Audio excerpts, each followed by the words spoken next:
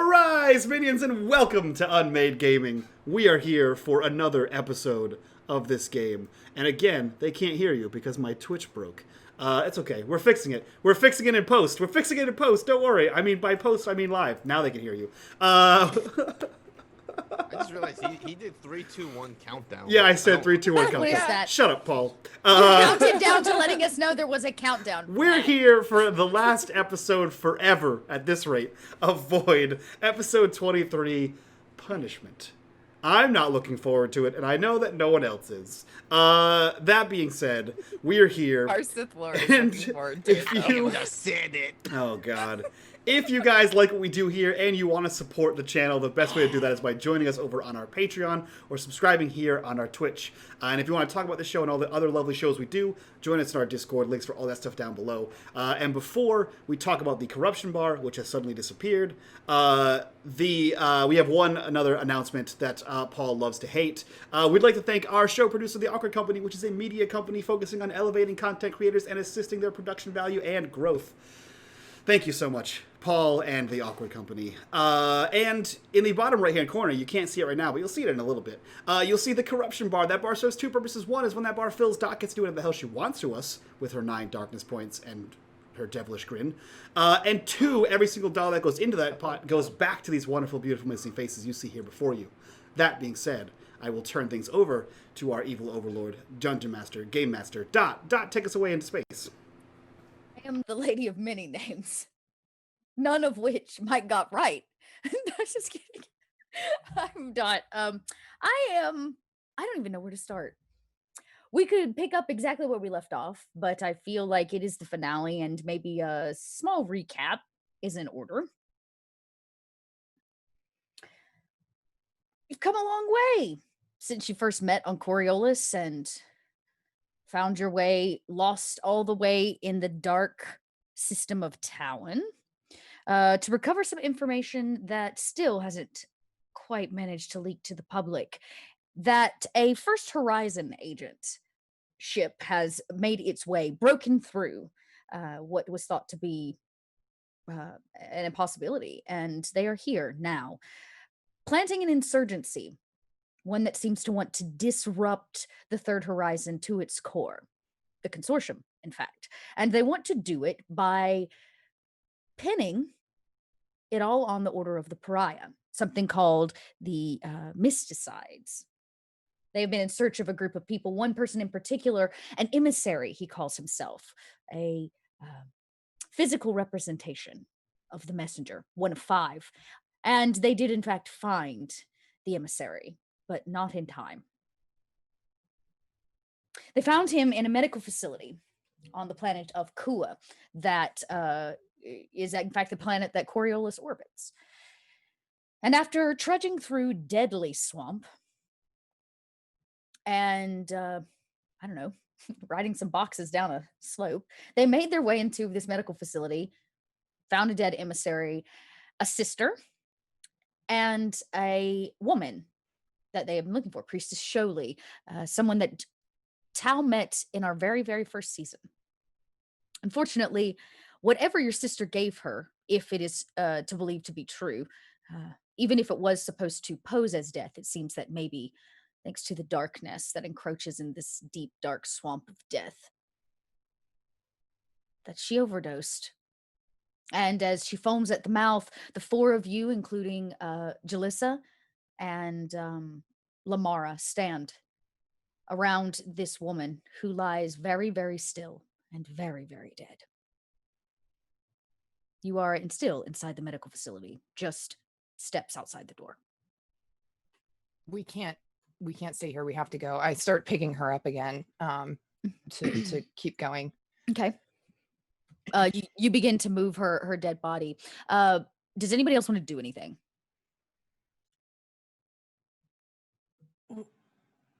What's going on in so in this medical facility? Where are we in it? I forget. We didn't move too far away from the room. No, you basically stepped outside. You kind of came around a door, and there was a hallway with lots of doors. You checked the first one. There seemed to be the room with all the other dead mystics that had been cured. Sure.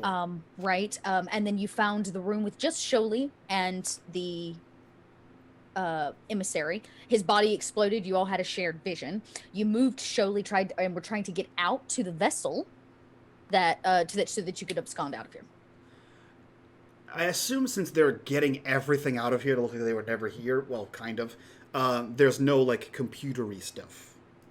Oh, no. Okay.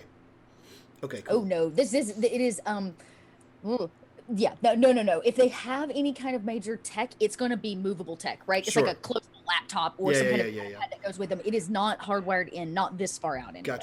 Gotcha. Tal, are you holding anything? Are your hands occupied? I mean, I'm picking up Sholey to She leave. has Sholey. Great. While you're picking her up, I like pull through like whatever, like your side pack or whatever it is, and I pull out the device I handed you earlier, and you just see Malik start like typing on it. And Dot, I'm going to have the shuttle leave the ship and meet us where we grabbed the airboat. You're going to go back through the swamp to where you picked the airboat up the first time. Is there no other way to get back? I don't know of any other way to get back. No, We we're have gonna go out to the ship that. Oh, we that's just- right. We stole the that ship. we- Yeah, there was a Yeah. ship in There Sorry. are two no. vessels. There are two vessels Yeah. nearby. I The one forgot. out front and the one where you dumped the dead bodies in crates. Yeah. So What? the Which the- that one's the closest, right? It's a Yeah. puddle jumper. You could jump it. You could use it to fly from there back to the monolith, where your no. ship is parked. We're not parked at the monolith. We're parked that's in right. the Algal. You're so right. You're that is right. the plan. Is Tal is picking up the body. She's going out to that ship. She's going to steal that ship and get back to the Defiant. Cool. That's the plan. Great. I forgot about that ship. So yeah, Great. that makes sense. I did not. As all And of if that you- ship's gone, then we're going to head to the other ship that I have the piece from. That's right. Yeah, you took that piece so they can't get off. That's actually true. I took Anybody that else piece to want make to sure do we anything? had a way to leave. I think Tal, as you're like starting to lift Sholey, Tamir is gonna kind of put his hand on yours for a moment, and be like, "Wait, we can do something about this. I don't know what effect, if it'll work if we wait too long." Tamir, I'm a doctor, and I can tell you, she's dead. I know, and like Tamir's gonna kind of look at Malik for a moment with just this like apologetic look in his face, and he's going to swing his duffel bag down and kind of go through it and pull out the crystal urn. Lumara takes 2 steps back. What are you doing? What is that? We need Sholey. A door at the end of the hallway open. A figure steps out at the very, very end. A figure you all know. She wears her very cool outfit and her very cool helmet and her very cool gun. Removes itself, and you hear it like as the Vulcan pistol, and you hear Kasha say, "You should not be here." I'm gonna spin around and do a cool gun point at her. Cool. Do you fire?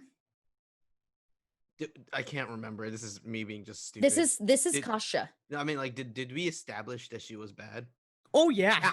Oh, Yeah, many and no, many a yeah. times. We have video evidence that she bad. Yeah. She's bad. Yes. Yeah, I'm a fire. If Sewell hesitates, Tal shoots her. I'm gonna spin around and fire. Okay. And I'm going to. Where's my stupid character sheet? Actually, fuck it. Tal's gonna draw and shoot anyways. I'm gonna use my judge talent, which is an auto crit hit on her. Okay. I don't know what that means. I've done this 3 times. I never know. What You it have means. you still have to roll the attack. So Okay, sorry. I will go ahead and let you roll the range combat. So go ahead and get the shot off basically on Kasha. Oh, let me make sure I don't have any extras. Okay, cool. Oh wait, no, I add a bonus, right, with my accelerator carbon? Because that's a +1. Correct. Okay, cool. I'm learning. All right, 3, 2, 1. I don't know why I counted down. 2. Okay. You can make that a critical. Is that what you were saying? Yeah, I want to do that. Great. Fuck her. Wait, no, it makes a damage critical. Oh, what does Right? that mean?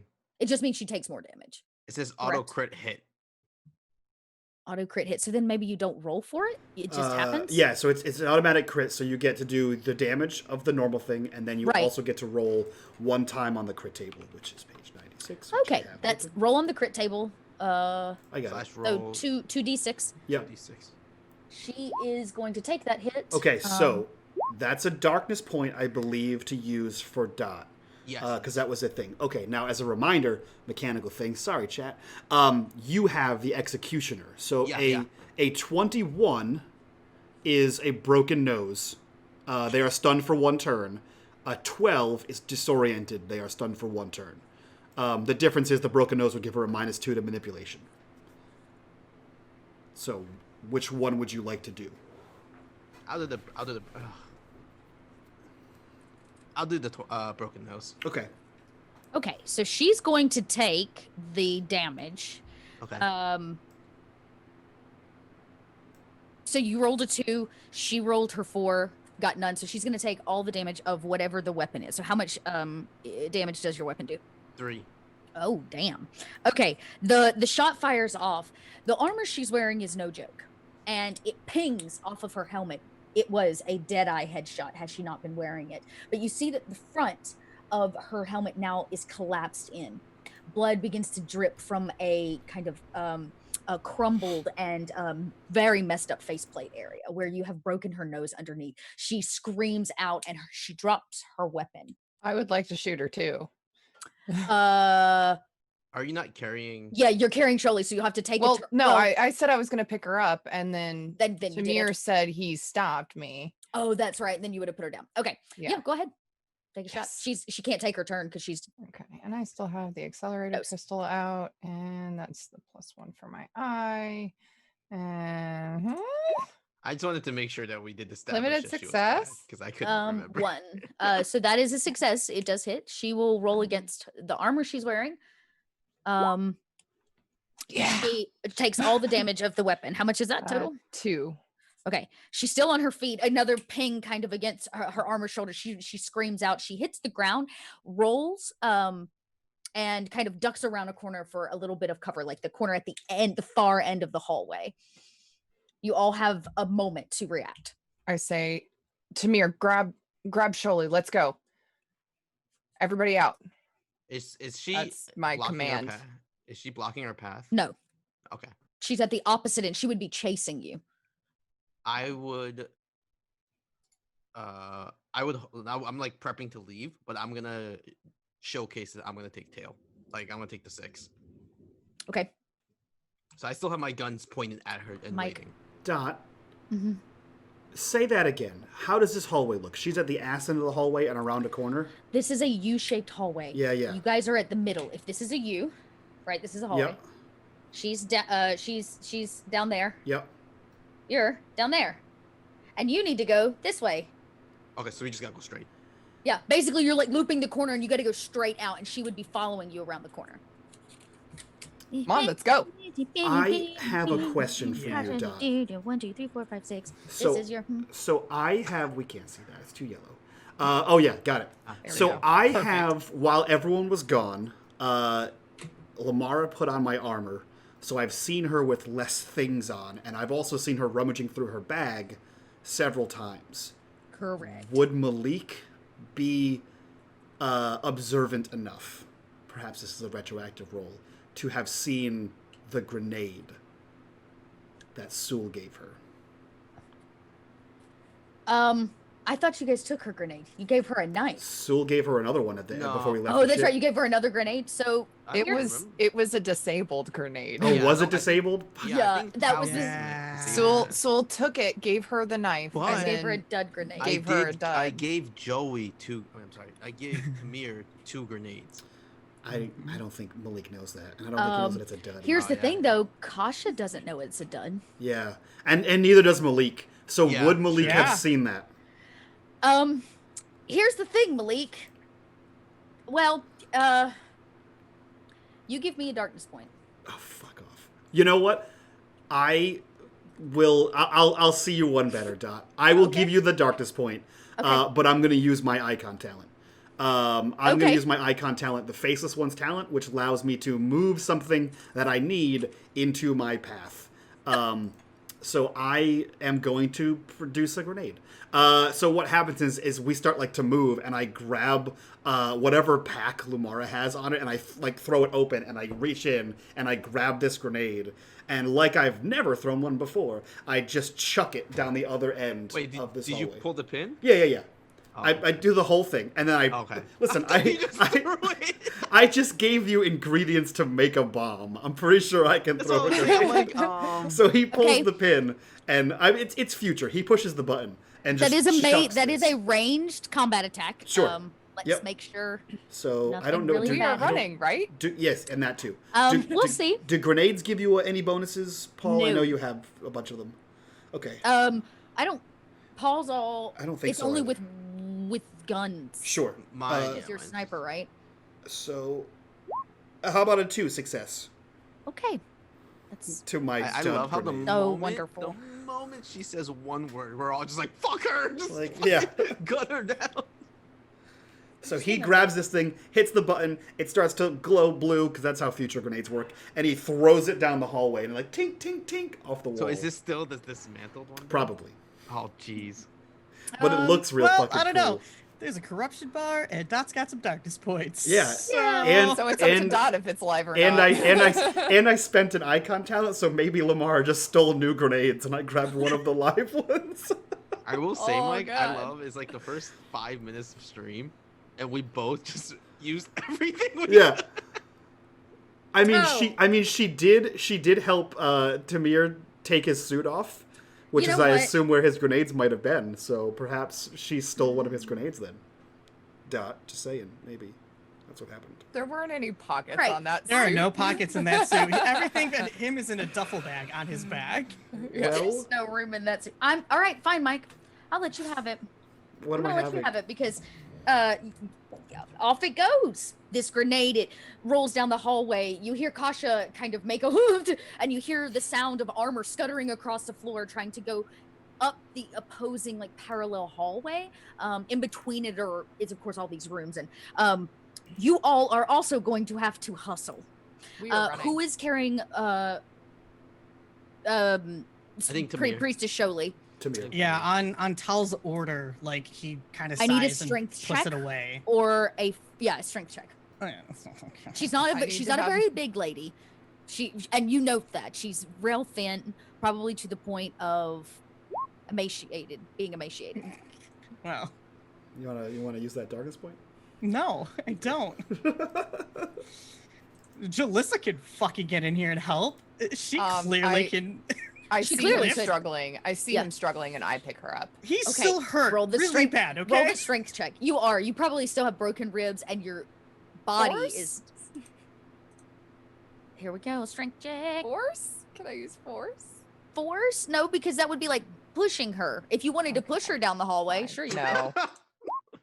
I got her. That's all I needed. All I needed. You like, and she's a very tall, very frail lady, kind of thin lady, and you throw her over your shoulder. And everybody, I need from everyone a dexterity to get the heck out of Dodge.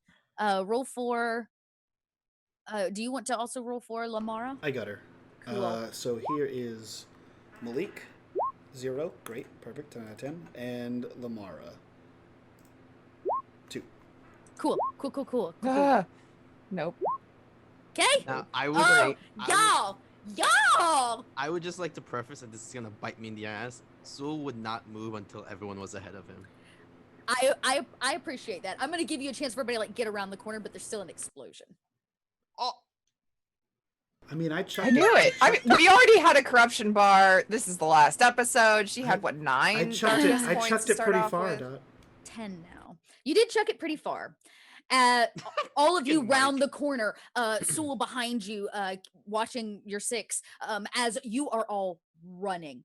You can see the door, the light from the swamp outside, the smell of that disgusting, deteriorating Oh. place. Wait. They get a +1 because I commanded them to run away. So is that a plus die? They get a +1 die. Okay, so everybody roll one more d6. Wait, hold on. Let me double check. If you and d- if make you sure. failed. Hold on. oh, if you failed, okay. Because you did command the whole group Yeah. to get the fudge out of here. That's so super smart. Yeah, go ahead. Everybody roll one more Yep. d6 if you failed. Unfortunately, Tal does not get it. No. I No. need nope. So I tried. Tamir succeeded, right? No. Or does it have to be a 6? It's gotta be a Has to be 6. yeah. Okay, it's okay. As you're so close, the slow motion moment, as all 7 of you, we are a group of 7 now, are running for this door, and before you can make it, the grenade goes off. It just so happens that this hallway actually is a square. So Oh. as you round the corner, so does Kasha. And there's a moment where you all stare at each other, and the explosion goes off. Debris falls from the ceilings, walls implode outward. It is, of course, at the back end, but unfortunately, you are all hit very hard with falling beams, leftover furniture. Jesus. And you will each, for those who failed, you needed at least a 1 success. If you failed, you will take 3 points of physical damage. We're Okay. talking like rebar, the whole 9 yards. You're crawling through rubble at this point. Does So, rugged help in this Yes. circumstance? Yes. Because holy fuck. If you are, yes. If you Tamir has rugged, and Okay. I guess that gives him 3 armor against natural damage. anybody wearing armor, roll your armor. Some of this is just like falling damage and shit's falling on your head, but go ahead and roll. So whatever your armor is, roll that many d6.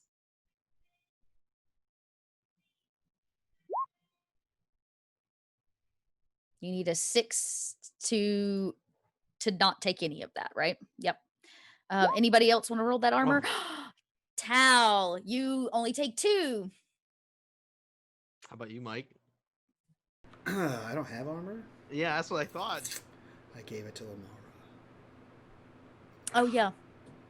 Oh, Lumara rolled a 2. She rolled the best out of everybody. She shields you with her body. Yeah. She takes the damage that you would have taken. All right, then I'm gonna Could roll. I- I'm gonna roll her armor then. Oh, I just rolled it, didn't I? Yeah. Yeah. So she takes. So she takes 2 for you. Okay. Could I do anything or? Did you have armor on? Yes. Yes, and I also was successful. So then you will roll your how much armor you got? 2, 3, 4. 4. Roll 4d6. Wait, 4, right? Yeah, armor Yeah, rating 4 4d6. Yeah. God damn. Mother flapjacks! I got nothing. You got nothing. flapjacks. So Flapjacks, really? I'm So trying not cool. to curse. am I to understand? So if we take, what is it, 3 hit points of trauma, is anybody down? Could I take the damage for? How do you only have 3 hit points? Because he got put on fire. Yeah, because he was set on fire earlier. He's still healing from So- past trauma. This is my logic. I would be going last. I Is there thought- anything that I could do to perhaps help Tamir? What was your success level? Was it 1? It was a 1. Wait, One. didn't Lamara heal you after the fire when she was cutting off your armor and stuff? It's recovery. It's in re- Recovery it's like takes an in- time. It's like it's very permanent. But how much did you take for that too? 2. It's considered a critical injury. Is pretty much what that was considered. That's okay. We see Tamir go down. In the midst of all of this rubble and things, Lumara has taken the brunt of the damage for you. And she looks over to your brother, who is laying there rather lifeless. A piece of rebar is jutting out of his shoulder, very near the heart. He is pinned to the ground. Lumara, knowing exactly what to do and what needs to be done, crawls herself across the rubble on her knees. She is bleeding everywhere, massive trauma to the head. Kyle's also trying to get to him. Pulling out Uh, another Tito's. even though She knows it's not gonna work. uses Tamir's own, like, mech welder, right? Like, don't you have, like, a torch on you? Yeah, he's got tools. To He's- c- She Okay. cuts the rebar away through very quickly. She looks over to you and she says, I need your help. He's your brother. Yeah, Malik crawls over. Yeah, he's probably crawling with her. And she says, when we do this, we have to act fast. And she asks you to pull him free of the rebar that pins him to the ground. I'll do it. She says, I don't care who does it, but we have seconds. Yeah, I don't think Malik's gonna think about it. Yeah, he grabs him there, but he like hugs him, like he scoops him, and like so that he's like holding him off of the rebar, because I assume he's like pinned to the ground through it, right? So he scoops him in whichever way, yeah, and then he's going to like lift with his whole body. The last of the air in Tamir's body probably comes out in a rather harsh grunt of pain. As you pull him free, kind of meat is left on the rebar, and Lumar says, put him down. He does so. She crawls on top of you and looks you dead in the face. And she leans in and she kisses your brother on the mouth. When she does, she passes a portion of her life force to you, using her mystic ability. Will you roll that for me? Yes. Where is the button? There it is. Mystic power. Hold on. Let me make sure there's nothing checked here. Yeah. Bam. Critical success. Ooh. As she pulls away, you can see she pulls from him a darkness, gray like the thickest smoke of the densest cigar. And as she does, the wound on his shoulder that is actively bleeding out, you can see the thumping of the heart that close, begins to seal shut, not entirely, but enough to stop the bleeding. And instead, it appears on her. She now looks very tired and is bleeding all over her white coat and pants. And she says, we have to go. Does she take damage? Yes, she does. How much damage does she take? She absorbs 2 of his 3. She can't absorb it. How much can she absorb? She goes down. Great. No, because I was just about to hit her with the Tito's. Actually, that can't be true because that's her human stats, isn't it? Yeah, she only has 4 hit points by my reckoning. I'm pretty sure as a Xene, she has significantly more. Why than that. does everyone have such low health? Because that we're is all human. Big brain entirely stat. correct. Why don't you triple that number? Actually, we'll double that number for now because she's not a full Xene. Okay. So she absorbs 2 of Okay. Tamir's 3, bringing you up to Tamir and back into the waking. Okay, so question. Mhm. Does Lamara look like she's about to go down? No. She not anymore. Yeah. Okay. No, she looks like she's taking it, and you don't know how. Tito's in my hand. I immediately give it to Tamir.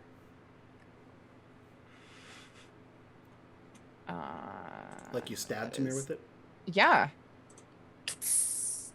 It's like There's no question. Yeah, right to the chest. It's like adrenaline. Yeah. I don't remember what exactly it's supposed to do. It only gives you a +1 to metacogy rolls. There you go. Yes. But So that's what she knows. I'll basically say in this case, it wakes you up from what was basically Yeah. almost death. You're in a lot of pain, but you are conscious.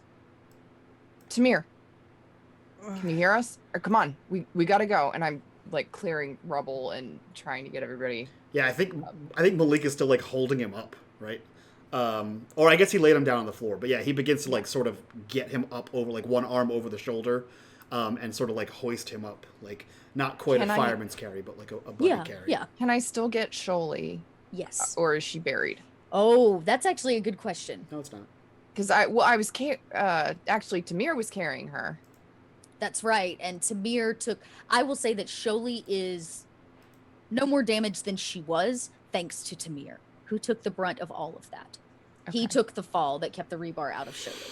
I mean, technically, Sholey's dead, so she's still there. She's just a dead body. Yeah. Well, I'm gonna pick up Sholey and then.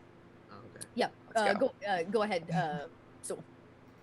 Well, no, I was gonna run and try to pick up Sholey, but Yeah. I would well say, then. but There you go. all of you together are able to leave. The door is piled high with the. Yeah.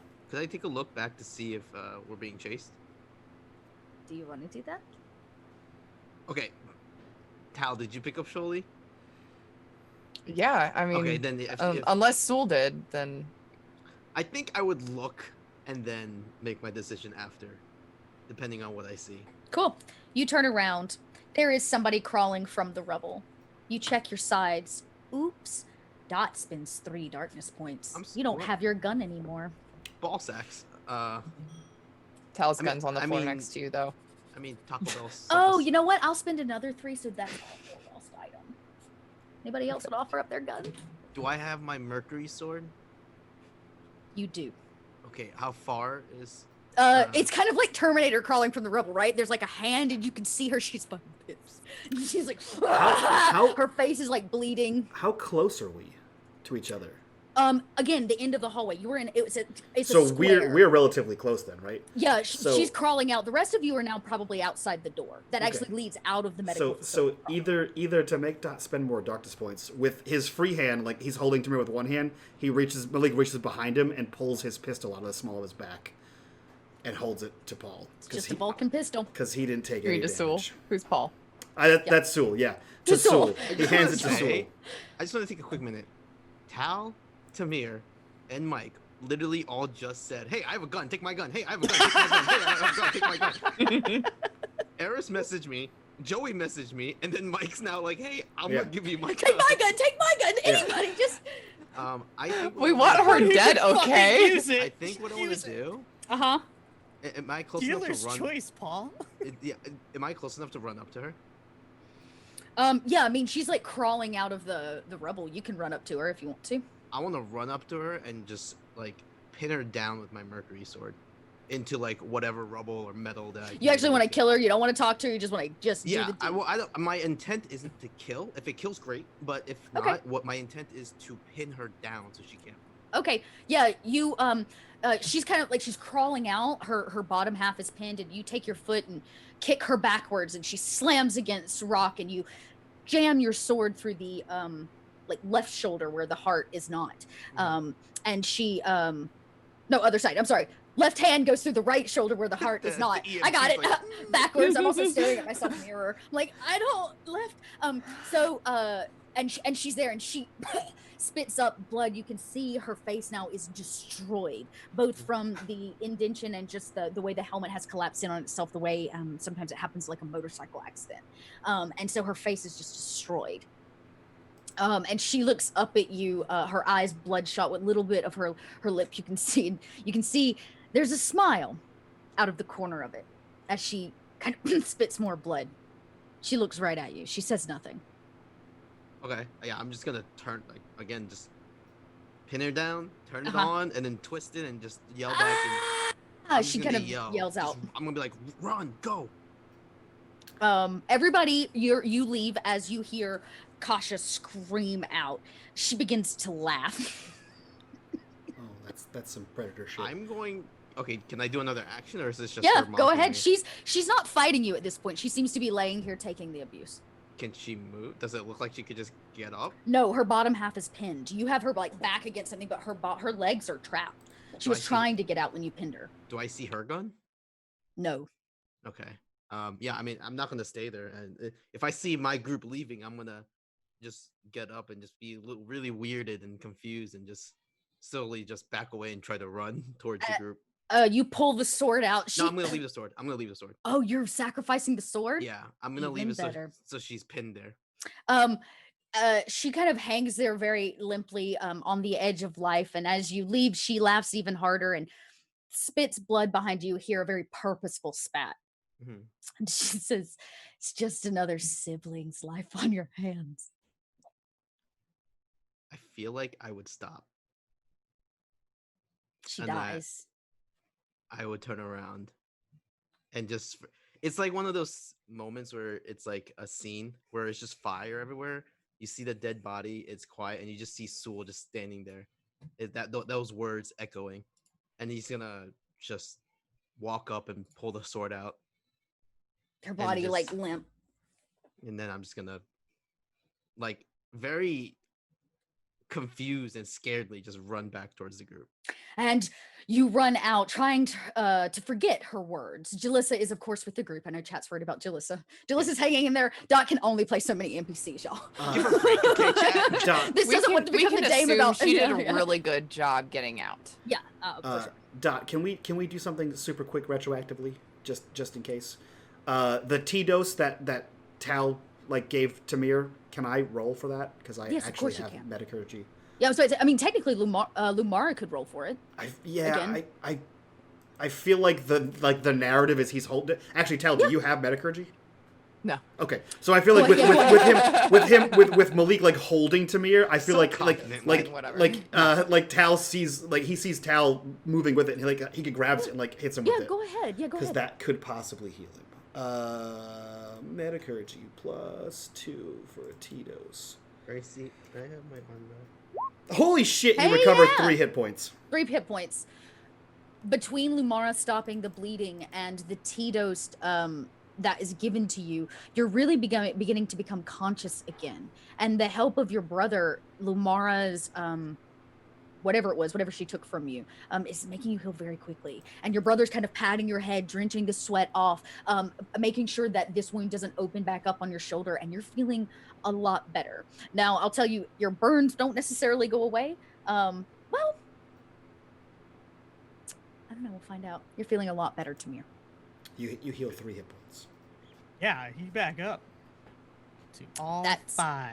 Bitchin'. I feel like he gets you with it and helps you out of the rest of the building, and then Yeah, by yeah, that yeah. time you're coherent enough to pick up off your own, right?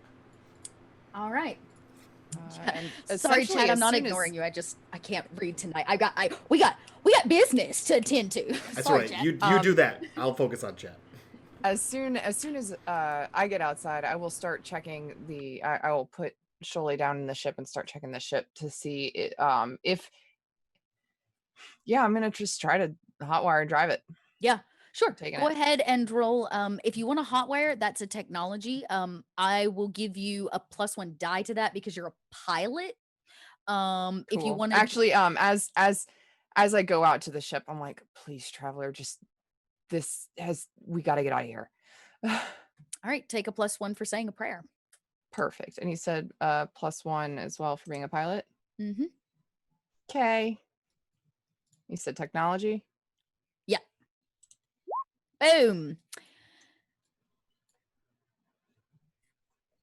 You have called upon. Wow, these critical successes, y'all. When we get to the end, these are all going to be gone.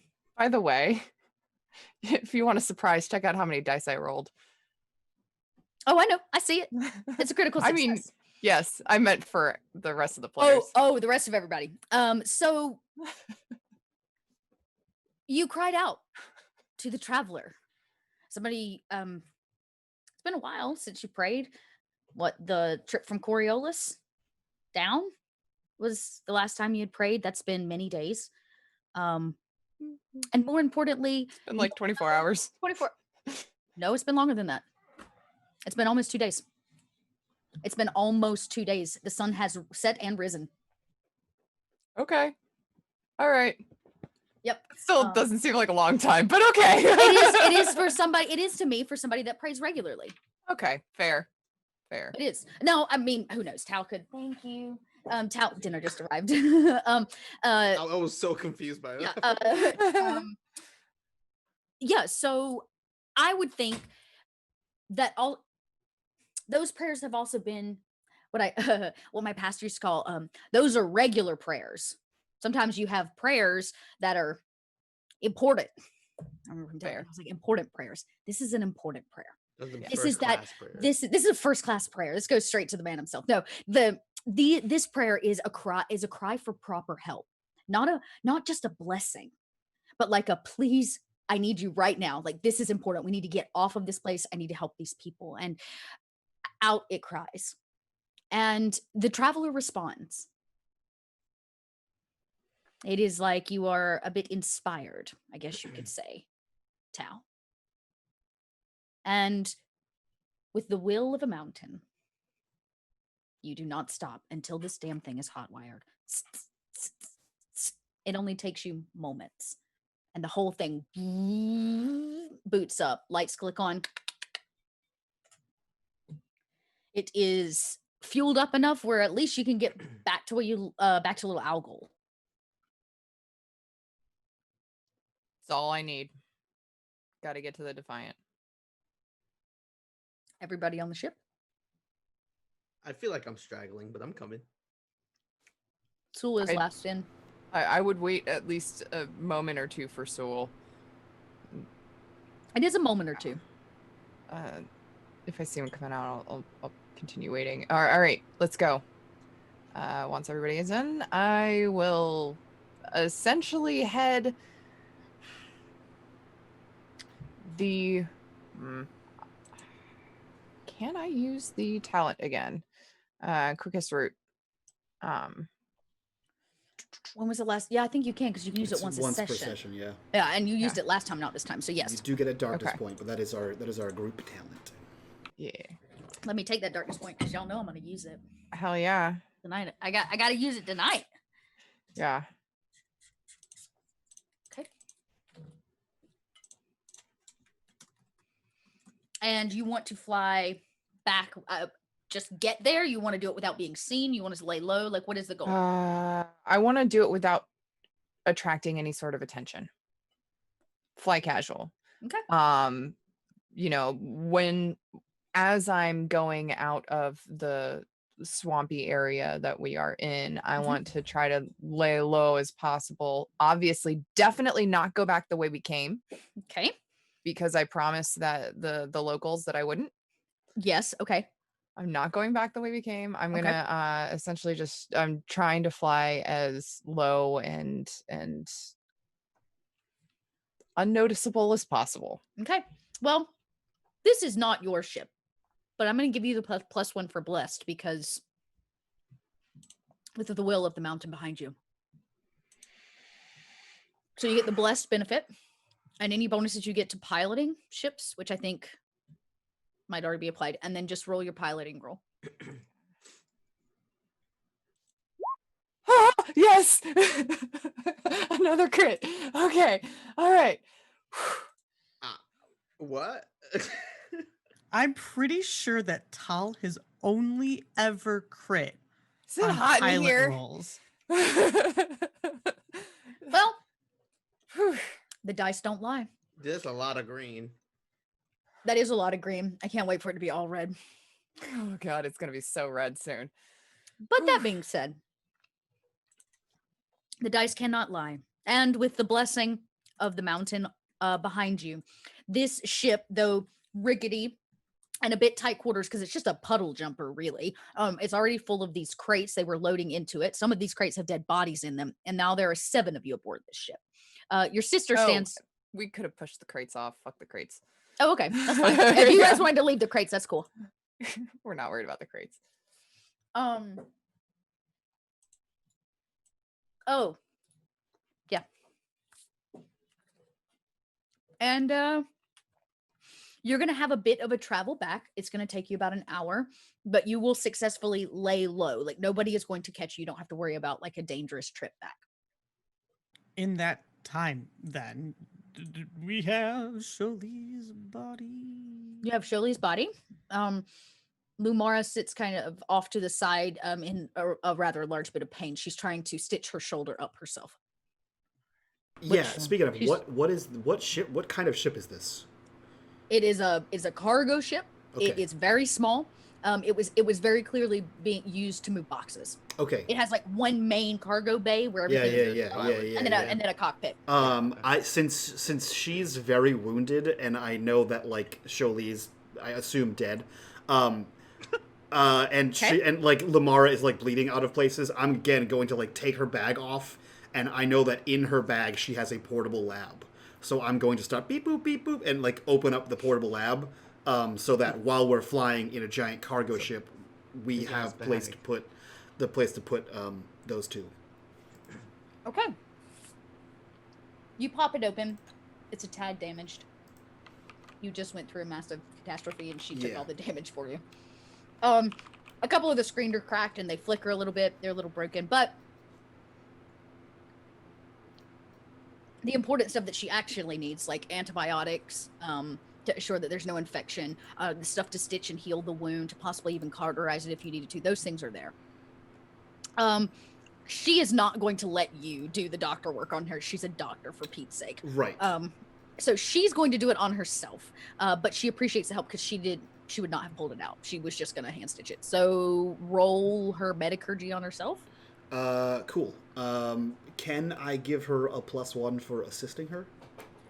Yes, you can. And I think she also gets a benefit for using the kit, right? For the med kit, yeah. So she gets a For the med +2 kit, yeah. for med kit. So let me see here. Yeah. So I'd say that's a +3 to So the roll that's already there. +3, +3, and then metacurgy. Come on, super crit, super crit. That was definitely a super crit. Y'all. What? Finale. We're Critical all side. dying in the second half. You realize that, right? You know what? This is the icons punishing me. Yeah. I use fucking darkness points. Yeah. All right. Use So darkness I was like, points I'm all gonna of our take their guns. weapon. 6. Okay. You know, Dot, I mean, I'm going to put this up to you, right? So that's 6. So she's able to stitch herself up and heal her own 4. If there are other injured people, can she use the remaining 2 6s to heal other people? I guess I don't see why not. Sure. Um, I don't know the who first else is thing- damaged. I'm Oh. damaged, but I'm Oh. also kind of flying right Yeah. now, so I'm fine. how about this? is How Tamir about this? I got an idea. Uh-oh. Okay. You watch as Lumara begins to stitch herself up, and she begins kind of wiping some things away, and as she concentrates on the thing that she is best at, and as you watch as she's kind of stitching, the wound begins to heal itself, kind of seal itself shut, and she begins to emanate this rather beautiful light that seems to kind of just ping off of her the way that a flashlight might a mirror. could you stop that? It's making it hard to see with the glare. Everybody within the range of this light, which is all of you on this vessel, will heal for 2 additional points if you need it. In her basking healing light. She heals her and self entirely. Wow. I'm I'm good. I'm good. Great. I'm only down 1. Yay. Though your bodies are healed, your minds were probably still rather troubled with everything that has gone down and what you have seen. More importantly, the clothes that you wear, everything is covered in dirt and soot and debris and blood of probably somebody else, maybe yourself, you don't know. I think while literally everybody else is occupied and Tamir is conscious and still sees a dead body, he's gonna do what he set out to do before Kasha interrupted them. So he's gonna take the glasses off, so like deactivate them, right? I don't know, put them down somewhere. I don't know why I imagine they hang around her neck. Because you want them to so I bad. want them to. It's because you want one yourself. We were talking about that It's earlier. because your glasses do. I live vicariously through Tamir and his glasses life. Yeah, exactly. That's exactly what I meant to look like. Okay, yes. Sure. I mean, they're old crazy man glasses, so sure. They have a thing, and he just, puts them down and they dangle there on his bloody, wet, tight, burned fucking piece of cloth that is no longer Tamir. an actual suit at this point. Tamir, Mm-hmm. those burns, actually, when you say that, they don't hurt. They don't hurt at all, in fact.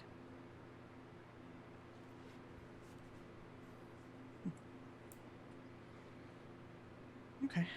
If I would Noted. like to make a quick note, Mhm. I think Sewell would be eyeing the entire ship, but he would be particularly interested because he has not forgotten about the urn Mhm. before Kasha came in. Are you just going to watch from afar? Yeah, but Okay. I want to be close enough where, yeah, I'm just gonna watch from afar, but Okay. I want to be ready. Okay. I mean, you're up. Sewell's always ready, I assume, but you watch. Tamir begins to pull it out. Lumara's eyes jolt open and dart over to Tamir. She makes eye contact with you. She doesn't say anything this time. She just looks at you. And she just looks at you.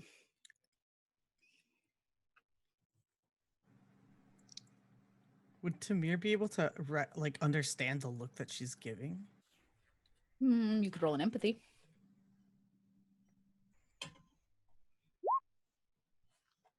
I swear, if we had another success or critical, I don't roll that. I don't roll leave. quits.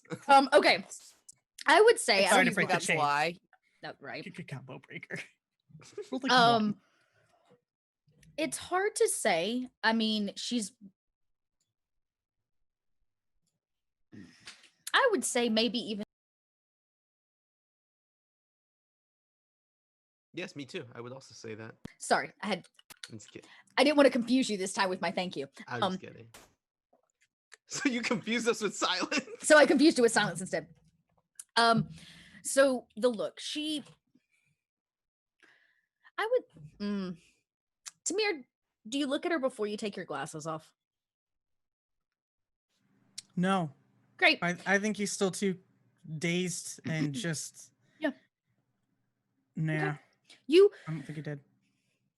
She just simply makes eye contact with you. It's not a disappointed look. It's not a mad look. It's not like I'm going to rat you out about our conversation kind of a look.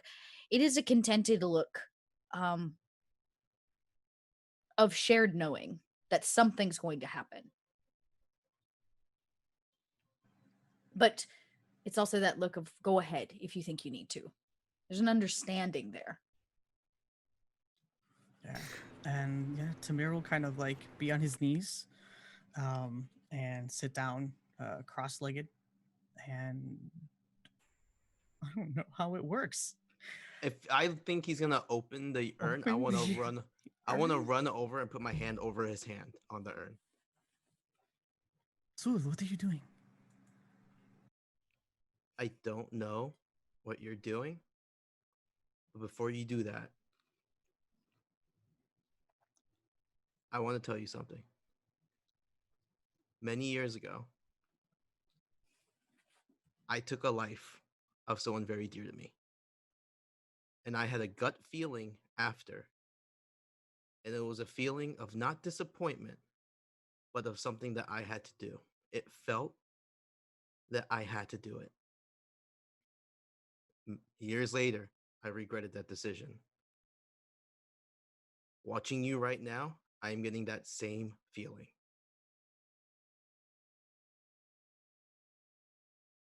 Whatever you're about to do, make sure that you can live with this decision.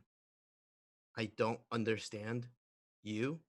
I don't understand Lumara, but she's scared of that. So we heard from the emissary. She has the answers. If I've learned anything from watching you, your brother, and Tal, and even the batshit crazy doctor over there, you create your own answers. And I'm going to lift the hand up. And I'm going to just say, every day I see the faces of my brother. I don't want you to see the faces of those that you care.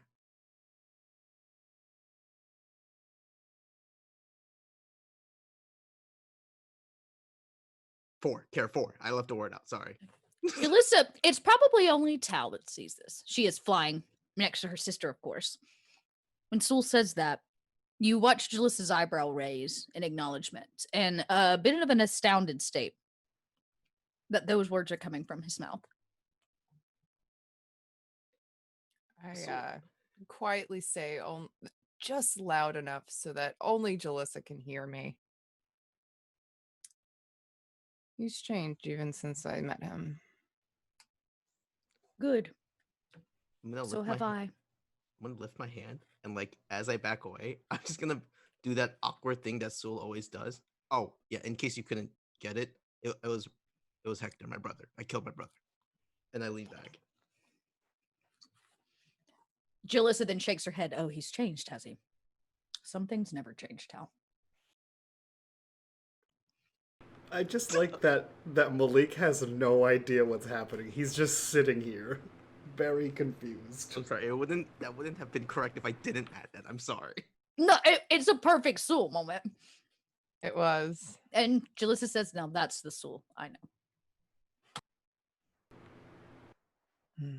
Actually, she does not call him Sewell. That's the Polaris. I know. He's no longer Polaris. Oh, right. You call him Sewell. Excuse me, I found a large spider I'd need to take care of real quick. Oh, I thought that was in character, and I was like, wow, this scene just took a super change, like turn of events. That was not space spiders. Okay. And it cuts back to the room, to Tamir. Sewell has given you your space. Lumara is on the opposite end of this cargo bay, sitting next to your brother. She's definitely kind of leaning on him. Not that she's injured or hurt, but affected.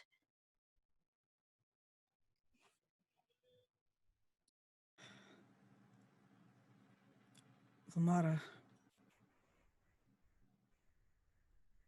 how else are we going to find them? I didn't say don't do it. I understand. Why? I don't. I don't know. I just get a bad feeling around that urn. And she's eyeballing at me. She is staring daggers through it. What are we doing? Tamir, think it through. I think it is worth whatever it is. If it's gonna bring her back. And she looks at Sholey, who is now very pale. She's been a dead body now long enough where she's beginning to change. It's a corpse. Not on ice. I'm sorry. What's happening? I don't know. I don't know. She looks at Tamir. She goes, "Your brother, they don't know what it is or what it does?" I don't actually. Were they there? We were there when the dude gave it to you, but I don't know know. what it is, though. You learned what it did Yeah. because of your ability. Yeah, he just told us to only use it in like extreme circumstances. Okay. And Tamir's gonna look to Malik. Again, just apologetic.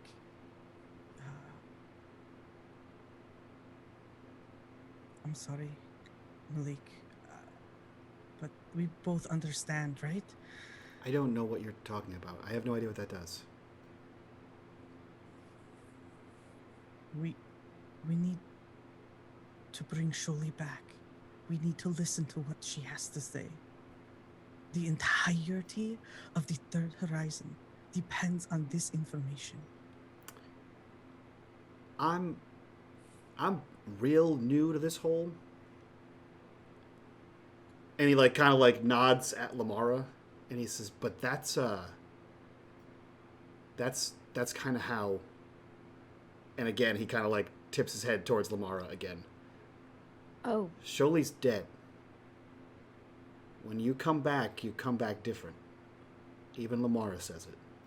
That might not be the Sholey you bring back.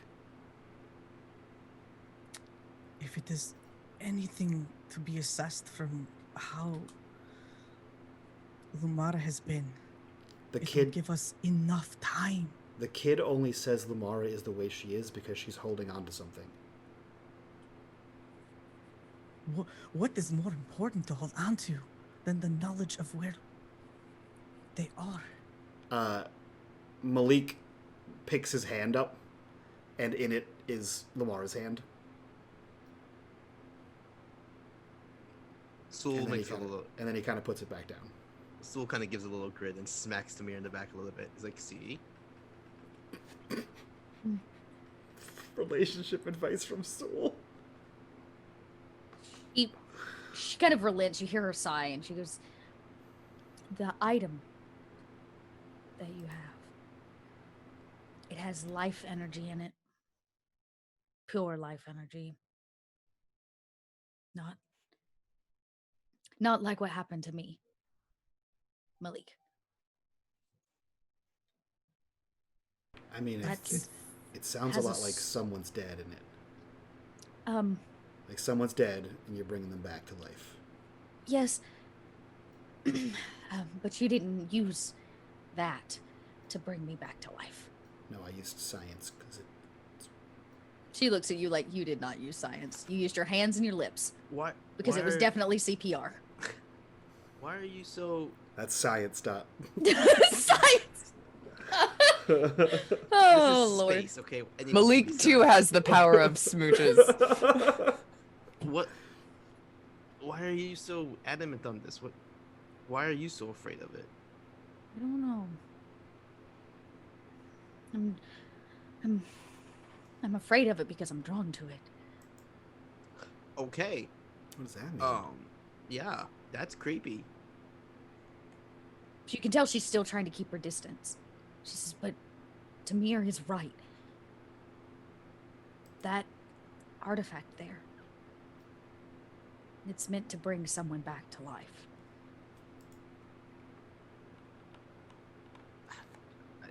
I don't know what you're talking about, but all I know is I thought I was doing the right thing for 30 plus years.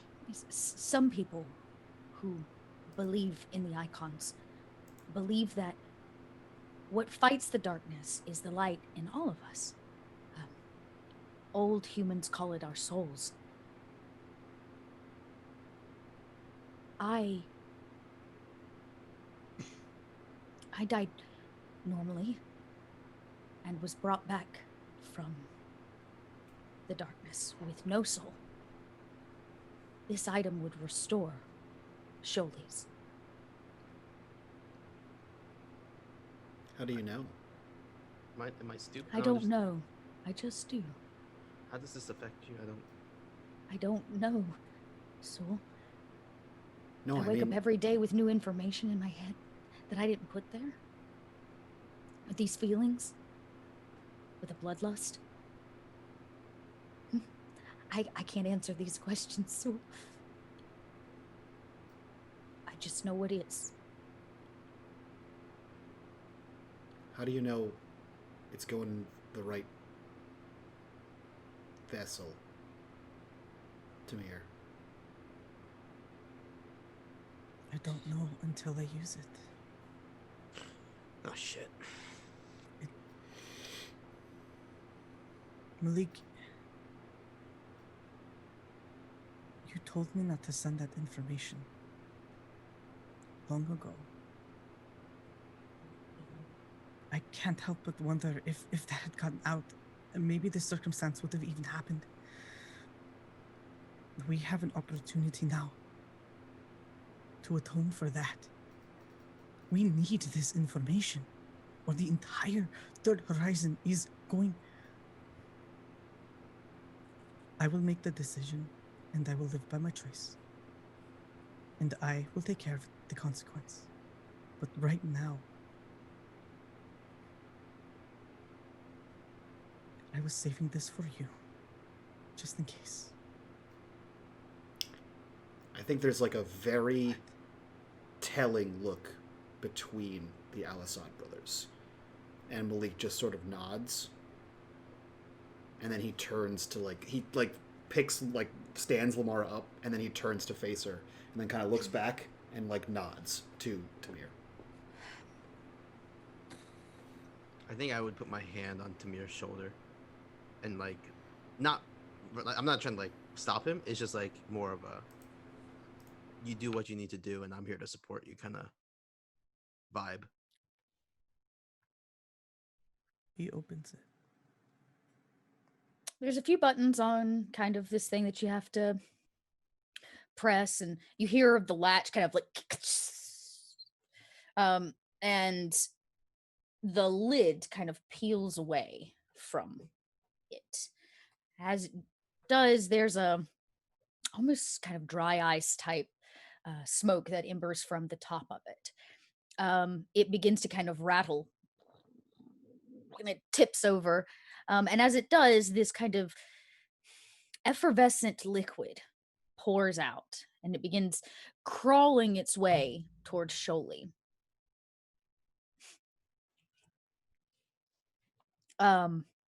Lumara, is staring you right in the eyes. You can feel her body trembling with fear. Lumara has never trembled with fear. Yeah, I think as soon as he hears the ktsk, like the opening noise, like he has I think he has his like hands on her like bicep, and he's gonna lean in for a smooch. You put a deep smooch on Lumara, and she kisses you back, and you watch, at least Tamir does, as this liquid kind of wraps itself around Sholi's hand and moves up her body, and this goo drips itself into her. And as it does, her body jolts up and her eyes open and light pours out. And in the background, you can see the silhouette of your brother and Lumara embracing one another. And Sholi takes a breath. And as her eyes open, Lumara opens her eyes, still probably lip locked with Malik. And she pulls away and she says, "At least you'll know where to find me." And you watch as from her ponytail or her braid all the way back, she begins to be pulled towards this open urn, this empty urn. And her hair turns into wispy colors, followed by her head and her body. And before you know it, in the blink of an eye, Lumara is gone and trapped inside the urn. Sholi sits up just in time to miss it. The urn tips itself upright with the pressure of Lumara finishing its dive, and the lid magically claps shut. It no longer glows an embering blue on the outside, but a deep, deep red.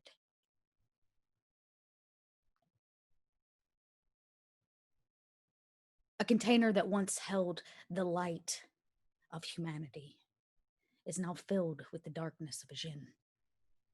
The completed final task, of course, of any Xene is to find a container, something to hold it.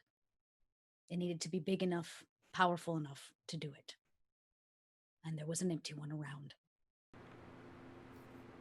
I think as this happens, I assume everyone has this tense moment of seeing this fucking freaky thing happen to them. Malik just turns and walks towards Tamir, and reaches down and picks it up, and then stands back up, and then just stands there for a second, and then there's a slight nod, and he walks towards the cockpit. Yeah, Tal missed all of this. Yeah, She's driving. he kind of leaves that silence. There was definitely some lights and stuff, Tal. Some stuff was going on, but nobody was saying anything. Yeah, Tal's just okay, things are happening. Malik leaves. Gotta drive. Malik leaves this silent room, and walks into the cockpit. I assume because you had said her sister's there as well. That there's at least 2 chairs, and he just sort of taps Tal on the shoulder, and he says, "Can your sister take over?" Jalissa, you never were one for flying, but like I said, she's probably munching on some kind of something she had in her back pocket. She's starving. She's been undercover far too long.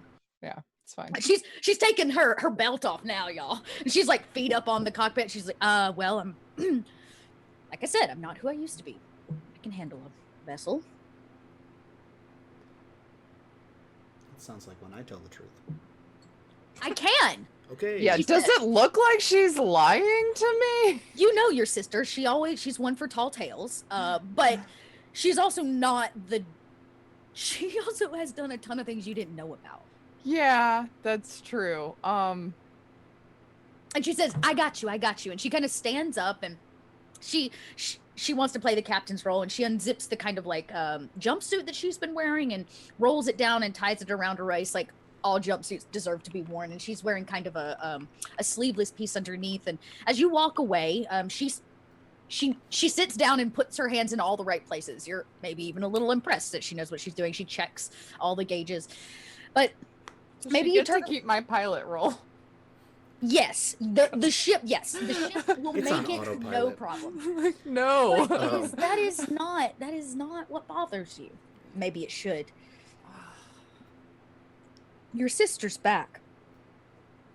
Rather barren now. You can see her shoulders and her arms are covered in these scars. And these are not the scars of knives or weapons or abuse. It's as if somebody just didn't put the ink in a tattoo. It's the empty, kind of white, all of these symbols and things drawn upon her back in precarious ways. They cover every inch of skin that you can see now that she's removed the jumpsuit. She doesn't budge. She's hands on wheels, focusing. But it's something you notice as you walk back with I Malik. have a question. Sure. Does it remind me of the tattoos that Sewell has minus the glowy shit? Oh, that's a difficult roll, but you can definitely make one to try to figure that out. I would say this. I could take a wits roll or a culture roll. Would give this to you. I don't know if you have culture. Don't have culture. So this is just a wits roll. I'm not great at wits. No.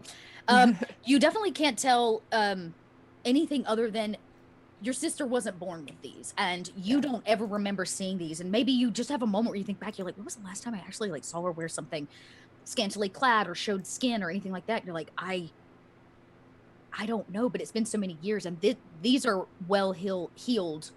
But yes, it could possibly have been a tattoo without ink. That much you know. Okay. Malik does not go back, but when Tal like gets out of the cockpit, like out of the pilot seat, he just kind of like looks to her, and again he has a similar tone to like how he was in the boat, and he says, "The priestess is awake." And then he kind of sidesteps like so that Tal can walk by, and he slumps down into the seat that Jalissa was in.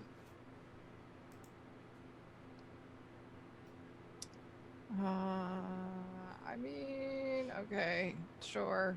Are you wanting to speak to Jalissa? Me, no. You just want to separate yourself from the group. Yep. Tal, you walk back.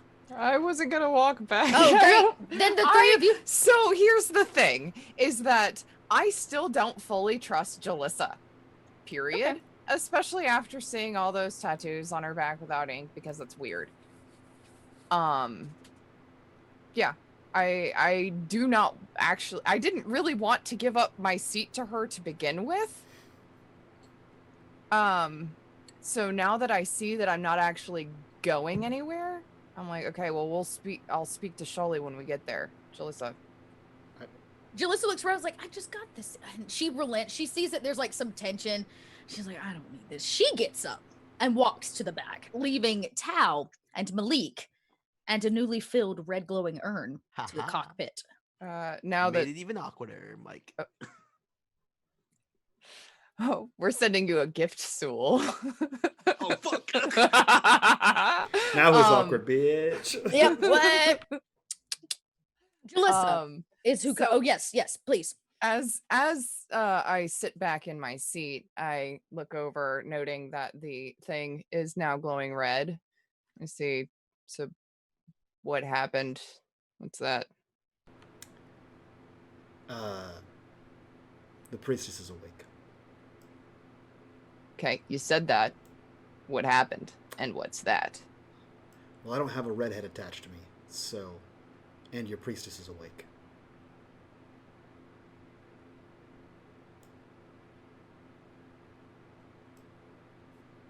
Wait. You should probably go talk to her.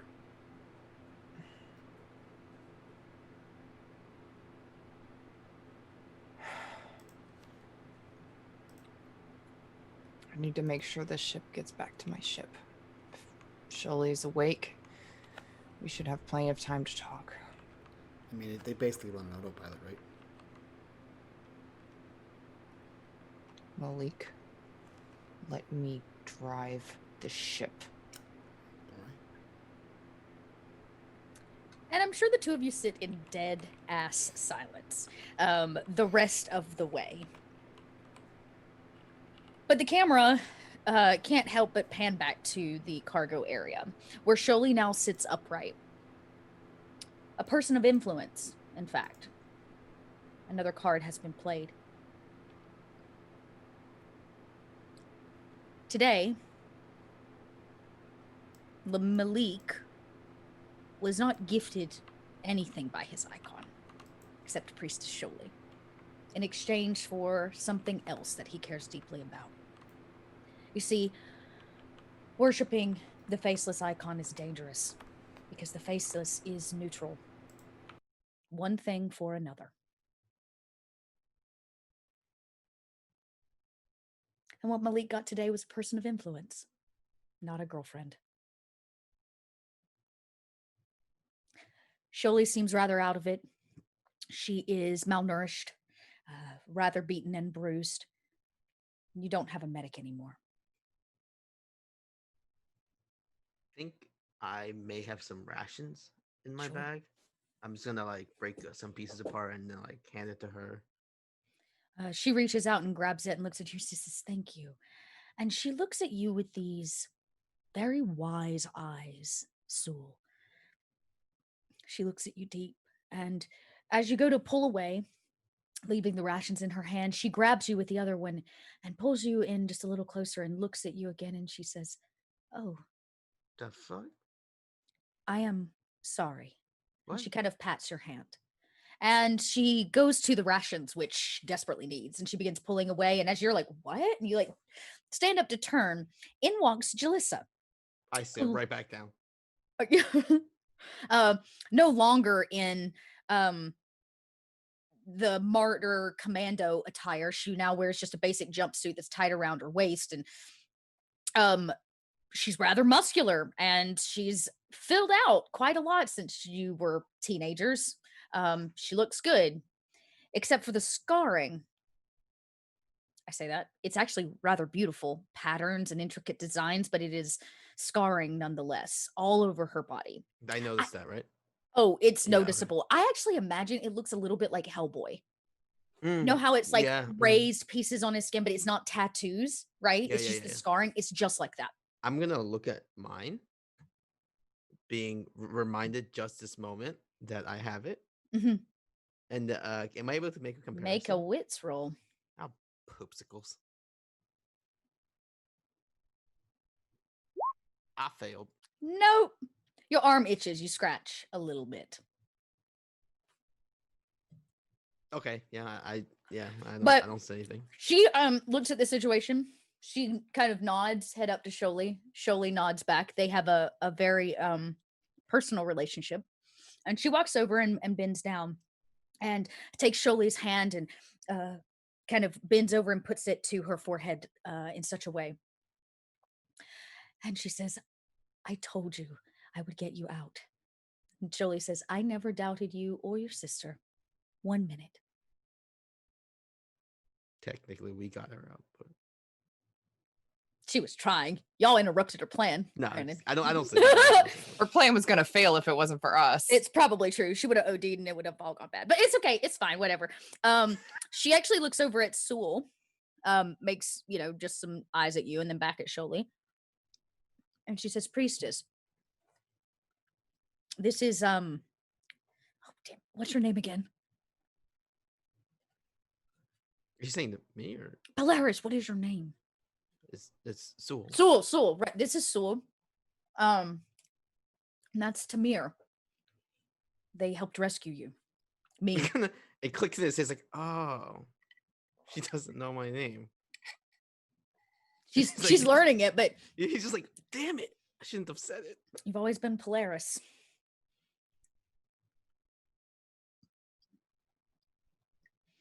And Sholey goes, "Well, I feel that I owe all of you a great deal. Where's the emissary?" I'm just dead. She turns and looks at you, Sewell. This is... Oh. She seems rather afflicted. I must pray. And she kind of gets up. Jalissa helps her up and she walks herself kind of off to a corner, maybe even just behind some boxes. And you see her kind of squat down on her knees. She pulls her hood up and she begins praying in kind of a silent meditation. She's an odd woman, Sholey. Leaving the three of you.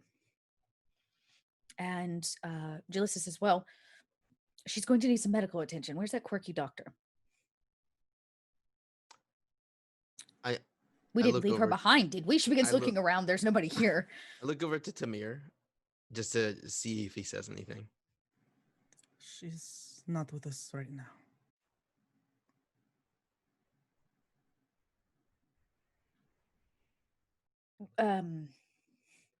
Dare I ask where she is? No. Tamir looks to Sul. I feel like there's something I'm missing. Yeah.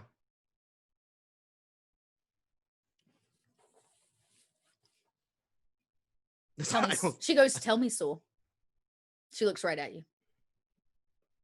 tell Come you on, Sul. what. Tell me what happened. Why? She's gonna make a manipulation roll. Ball She kind of sacks. looks right at you, and she just kind of does that look that she does. Let me see. Yeah, she's gonna roll a manipulation, but it is Jalissa, so it's not really anything. Do I roll for anything? Yes, you are also going to roll. I believe it's a manipulation too. Okay. I don't have manipulation. Then it's just a wits or empathy. I'm sorry. You can still roll manipulation. It's not a. Right, it's an Oh, empathy. okay. You just roll an It's a empathy because regular that's all you skill. have. Yeah. I failed. Okay. Y'all took the crits. Screw all of you. Well, she failed too.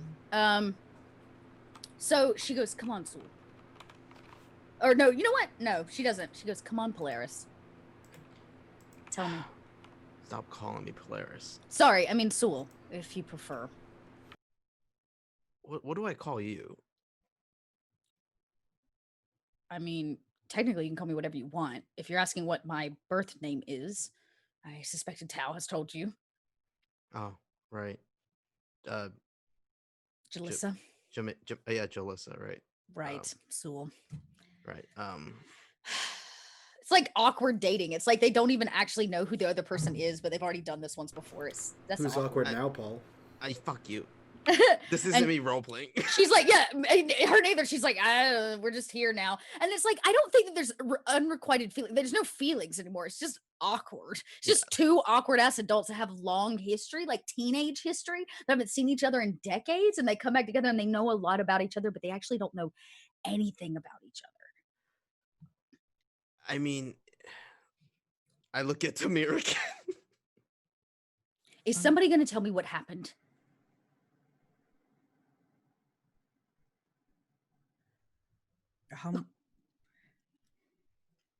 I'm just gonna stare at Tamir. Great. Okay, I'm going to take your rather awkward silence as a cue that maybe I shouldn't know, and I'm going to go pray She's gone. with Sholey. She's gone. Who? And your Sholey is here. Do the math. I mean, we didn't have to kill the doctor to bring Sholey back. I do not believe that she is dead. Did we send her out the Um, airlock? It was more of an exchange. She's on temporary hold. Okay, I still don't entirely understand. Yeah, I don't either. But that is something. I'm going to go pray with the priestess now. Hey, are you okay?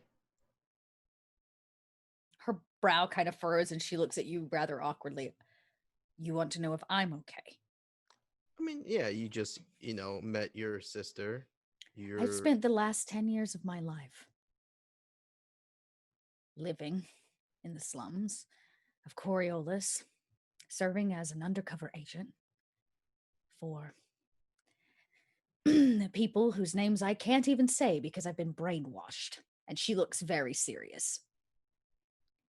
She says, I don't even recognize my own face anymore because my face has been changed so many times. So I've spent the last 6 months working with Sholey to get mystics out of Coriolis. We were caught, given up, brought here. So I decided to get rid of my old face and just take on my actual one. You see that she kind of reaches for one of these, this spot on her shoulder that seems to possibly still be a little tender. So you can roll an observation. Okay. I don't know if you'll be able to put it together, but your eyeballs can see it. Observation. 2 successes. She does, in fact, reach for one of these scars, a fresher one within the last few months, still kind of pink, the way fresh scars are. And she says, so if you want to know if I'm okay, no, because a plan, an operation that I have been working on for 6 months was interrupted when you and my sister burst through a door. Nonetheless, with a man, I say a boy, that I haven't seen in 12 years. Hmm? Who left me stranded? Do you remember that? Just didn't show. Do you remember that? Yeah. So am I okay, Sewell? No, Sewell. No, I'm not. So I'm going to go pray right now to the icons. Okay. And she turns and kind of walks off and goes and takes a spot by Sholey. And that spot on her shoulder is even more obvious at this angle because you can kind of see it right here on a fresh scar. I look over to Tamir. That was very aggressive, wasn't it? You know, sometimes you speak and you say important things, Sul. And other times, not so much. I don't quite follow. I know. Hey, I know. and I kind of smack him in the shoulder again. Ah, Do you does that look weird to you? And I point very obliviously to that spot. Tamir looks. Roll an observation.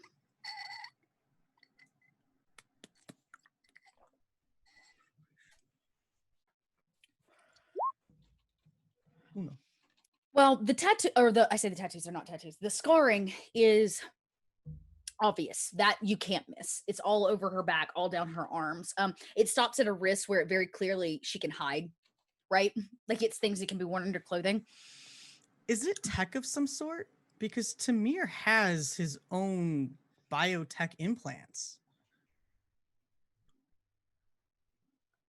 That's why he has tattoos to hide the scarring. Okay. You see it. You see what he's talking about. This kind of pinkish, fresh design on her shoulder. And you immediately go, well, I have tattoos. I use them to hide my tech. Roll a science. I would also take a wits, but Science think or tech, science is they're both the same for both me. wits. That's why I was like, I think we're Yeah. gonna go deeper than just a basic wits check. Shit. I'm gonna give you a point. Okay. I want to know. Yeah, you do. Okay.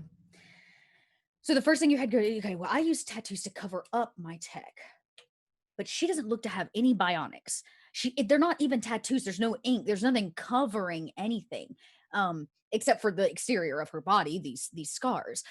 It's almost as if anybody's ever seen tattoo removal, when they dull and they null the ink, but it's the scarring is still there. You can't get rid of the scar that's left behind by the tattoo. Maybe it's not used to cover them, but to carry them.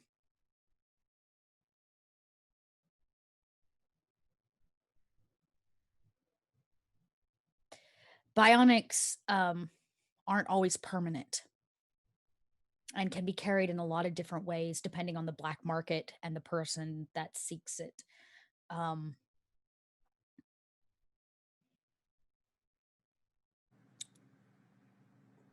So, do you have you ever undergone any type of procedure or surgery of some sort? I mean, during my training, I had a ton of surgery. I broke a lot of Anything- bones. So he's talking about corrective surgery. Right. No. Things to enhance your. You mean like drugs? I don't do drugs. No. So, some people undergo procedures in order to do extraordinary things that humans cannot imagine are incapable of doing. By the markings of Jalessa, I would assume that she had at one point undergone such a procedure. You mean like bionics? Yes. I'm gonna just say Sue probably knows this stuff, like what it is. I was gonna say yeah, and your light bulb goes off. Oh, Tamir's like skirting around the topic, Yeah. but he's talking about bionics. And as somebody that has worked with people that work in a black market industry, you know that getting bionics is something that only gets done on the black market. It's Yeah. only something that is given to people that live a lifestyle that needs them. Specialty eyes like towels, little things here or there. Even now, maybe you recognize that Tamir's got some, the way he's talking about them and trying to skirt the topic. You might be able to even infer that he's at least come in contact with them if he doesn't have them himself. But Jalissa doesn't have any bionics. There's no technology embedded in her skin. You don't see anything except for the scarring, which is the natural way the body heals when you scar it or when you scratch it. I mean, I haven't. No. Jalessa probably has. What makes why? What? Why? I don't know her, Sue. I only know stories of her from what Tal has told me, and it is not anything about a dark chameleon. So I could only make the assumption that it is probably involved with the line of work that she was in. I mean, she was very good at not wanting to be seen. Well, I mean, there is technology for that. There's technology to shift your face. I've seen catalogs where people could have an extra arm or a leg. Catalogs. Do you have any alters, changes? Tamir's usually like, obviously you don't. It's pretty taboo to get like bionics. Yeah. But like he's actively used his in front of Sewell. Like he literally has just touched the dot on his face. Nope. A couple of times. Nope, never. connected. Okay, cool. Yes, Sewell. Huh. I mean, yeah, the only changes I've had to my body was that stupid tattoo. And other than that, I'm pretty. I don't. You hear when you say that, Jalissa lets out a snort. Again, puberty, she says under her breath. She goes back to praying. She's clearly listening to your conversation. I like look over. I'm like, praying's supposed to be silent. So your tattoo, could I see it? Sure. And I roll. I like pull down my. I guess no, I take off the tunic or the jacket, and then I roll up the sleeve, and then I will take a look for the first time in 6 episodes. Okay. Jalissa, when you say tattoo, puts her hands down, turns her head, and looks. Sewell pulls his sleeve down to kind of show it to you. It's been here now a few weeks. It's still tender, maybe a little scabby, but it glows an embering blue. Jalissa sees it from afar and immediately stands. She says, "Where did you get that?" Oh, some asshole. Big What guy? Terrible club. What? Yes, I look at Tamir. He's pretty So, big, right? what have you done? I got a tattoo.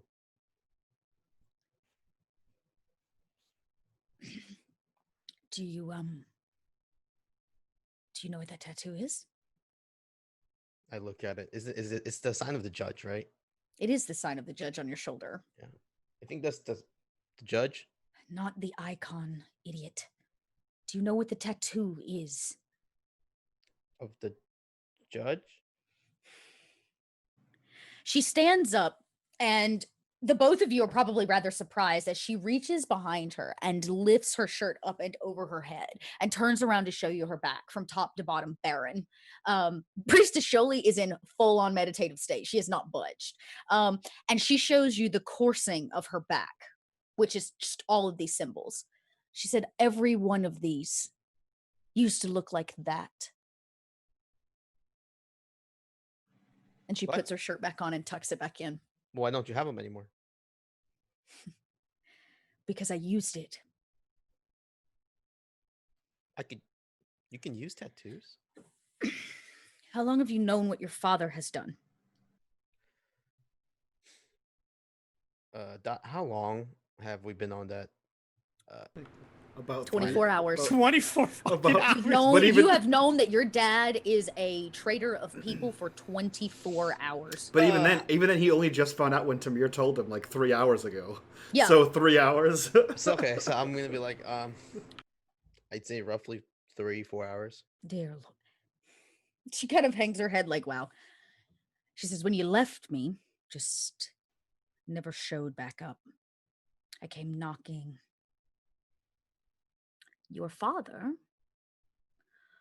told me to piss off, that I would only cause problems. Unless I wanted to be useful, of course. And he drugged me down through the cellar and talked to me about purpose and opportunity. And he set me down at a chair with a rather large man and told me that for quite a few cred, I simply needed to make a delivery, but I needed to look like somebody else. And I received my first bionic tattoo, just like the one in your arm, about 12 years ago. What? I stopped working for your dad when I realized what he was actually doing. It didn't take me long, but I had built up my own connections and decided to use the skills I learned and the connections I've made, such as our big burly tattooing friend, to do what I had to fix things in the horizon, to keep my family safe.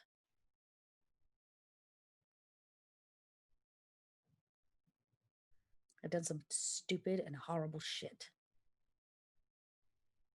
And getting that first tattoo was the biggest mistake of them all. So why do you have one? I look at Tamir, and I'm like, because and he kind of still kind of remembers the rush of having to get out of there because of the interruption of his crew, and he just goes like, wasn't really a choice. I see. So you were forced. It was forced upon you. He kind of looks at Jalissa with like a very, it's not a sad eye, but it's a very like, fuck you kind of eyes. Like, don't fucking judge me. And he kind of She looks back at you actually with another set of eyes that says, I'm not judging you. I've been there. Yeah, Soul's too stupid to realize that. But he's gonna just be like, a lot of what I had to do was not by choice. So where's the remote? I'm sorry, what? There's an activator for every tattoo. You didn't get yours? I mean, to be fair, I just thought it was a tattoo, so no. The Sweet. guy, the guy said that when the time is right, it would do something, or He didn't give you the activator? I no. Somebody else has your activator? What does that mean? You keep talking, and I don't understand. What does this tattoo do? So see, this works when I am in control of my face changing, right? When I hit the button and say when I change, but Sue, you're a ticking time bomb. Is it You gonna- could, no, not Is an it gonna actual, blow? no, not an actual explosive. I mean, somebody could change your face at any time they wanted, into any one they wanted. Why would they want that?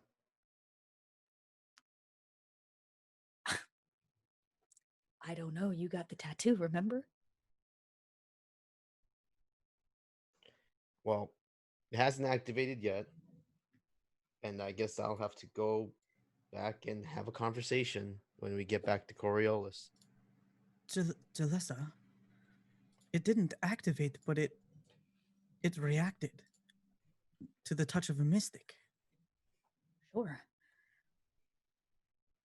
A touch of a mystic can do a lot of things, like set it off, alter it, change it, read it.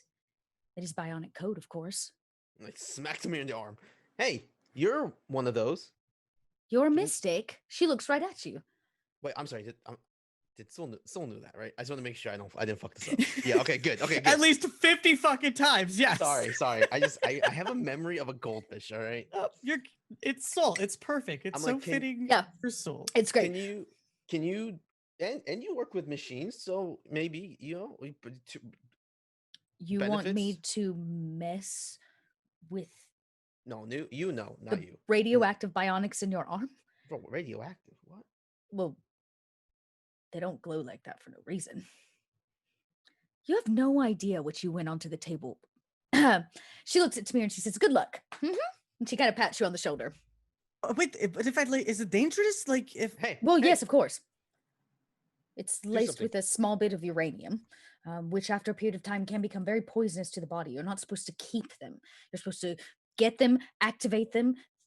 The body filters through it. Your face changes for a period of time, and then you go back, and all you're left with is a scar, How or hundreds of them. how long is too long? I don't know. I've never kept more than a couple days. Shit.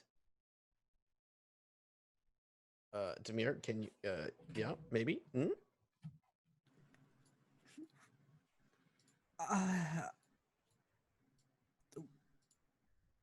I don't know what it's going to do. It could be. I mean, let me see if I can get a sense of it. How about that before trying to activate or deactivate or rewrite something? It's more like code. Malik is much better with code than I am. Okay. Sure. Whatever. Malik's silently hugging a jug, so I don't know how much use he will be. Okay, that's rude.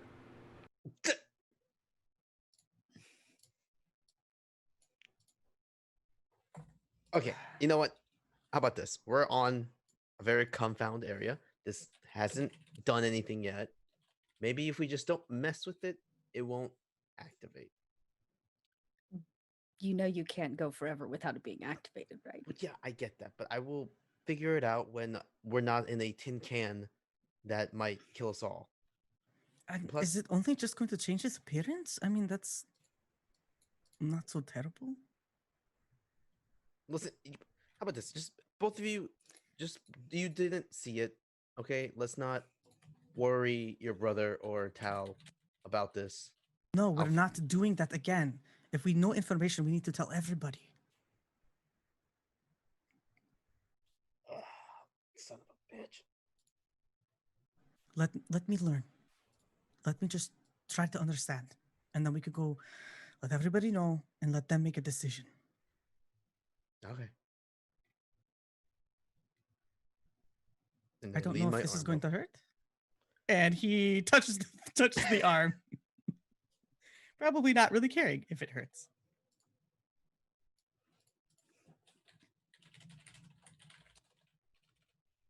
Okay. Sorry, I'm trying to read chat. I got No, you're good. questions out the butt. People are good. freaking out. All right, what I'm sorry. Rewind and tell me one more time, Tamir, what would you actually like to do? He gonna Anything? grab my arm. Yeah, I'm touching that And bad you're, just boy and you're arm. gonna roll like your artificer stuff on it, like a Yeah, mystic it's- check. Well, that's what it reacted last time. It did. So yeah, so he's going to try to understand it. Like he's understood the glasses, the urn, all sorts of different things. Okay, yeah. Roll the mystic ability.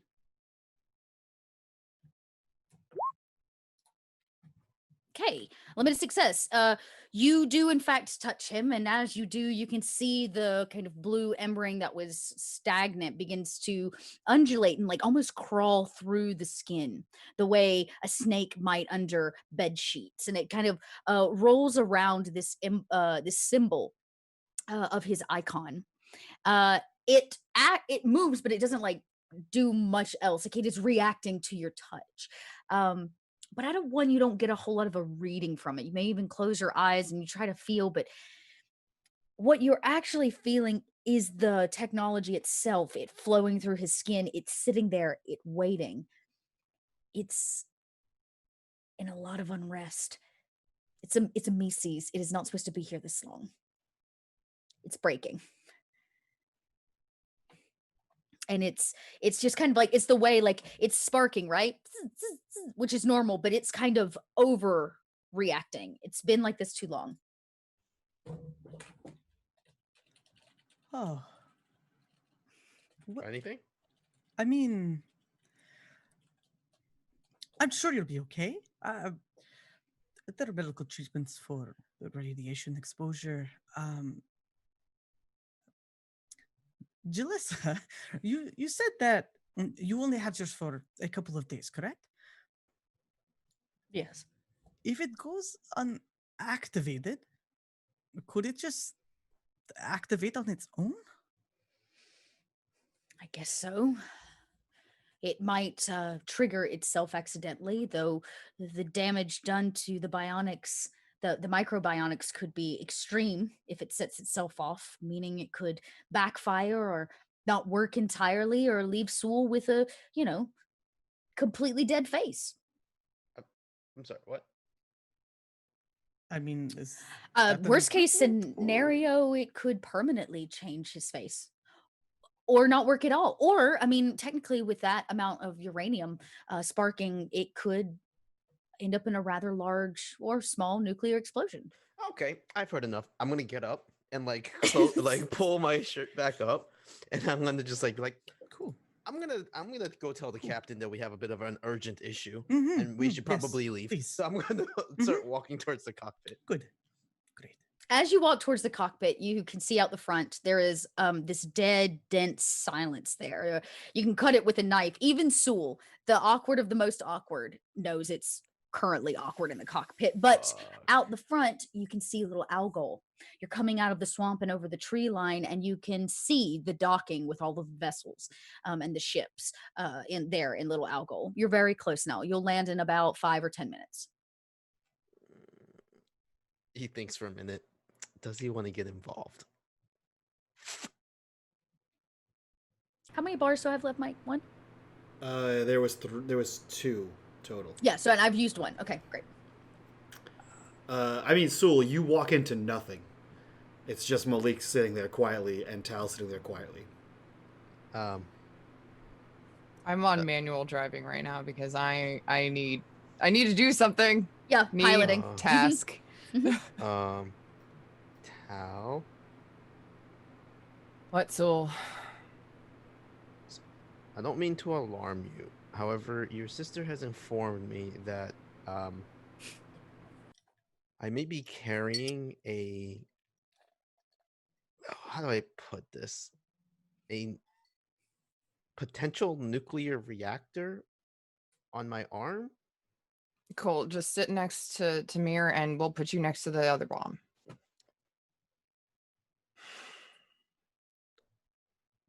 Okay. You guys was like, just go to the cargo pit with everybody else, Sewell. I Damn. kind of, for the first time since I sat back down at the controls, I take my eyes off for a brief moment and just literally just throw a glare back there. I'm like, what exactly am I supposed to do that I'm not already doing? I look at Malik for a minute, and then she's talking to you. and I just thought you would. I'm just gonna. Thank you for the information. I'm really glad we're communicating now. He just turns around and walks back. Just put all the bombs together in one broken this bag. crew. And then I go to me and be like, "Well, she knows." I'm just gonna sit down.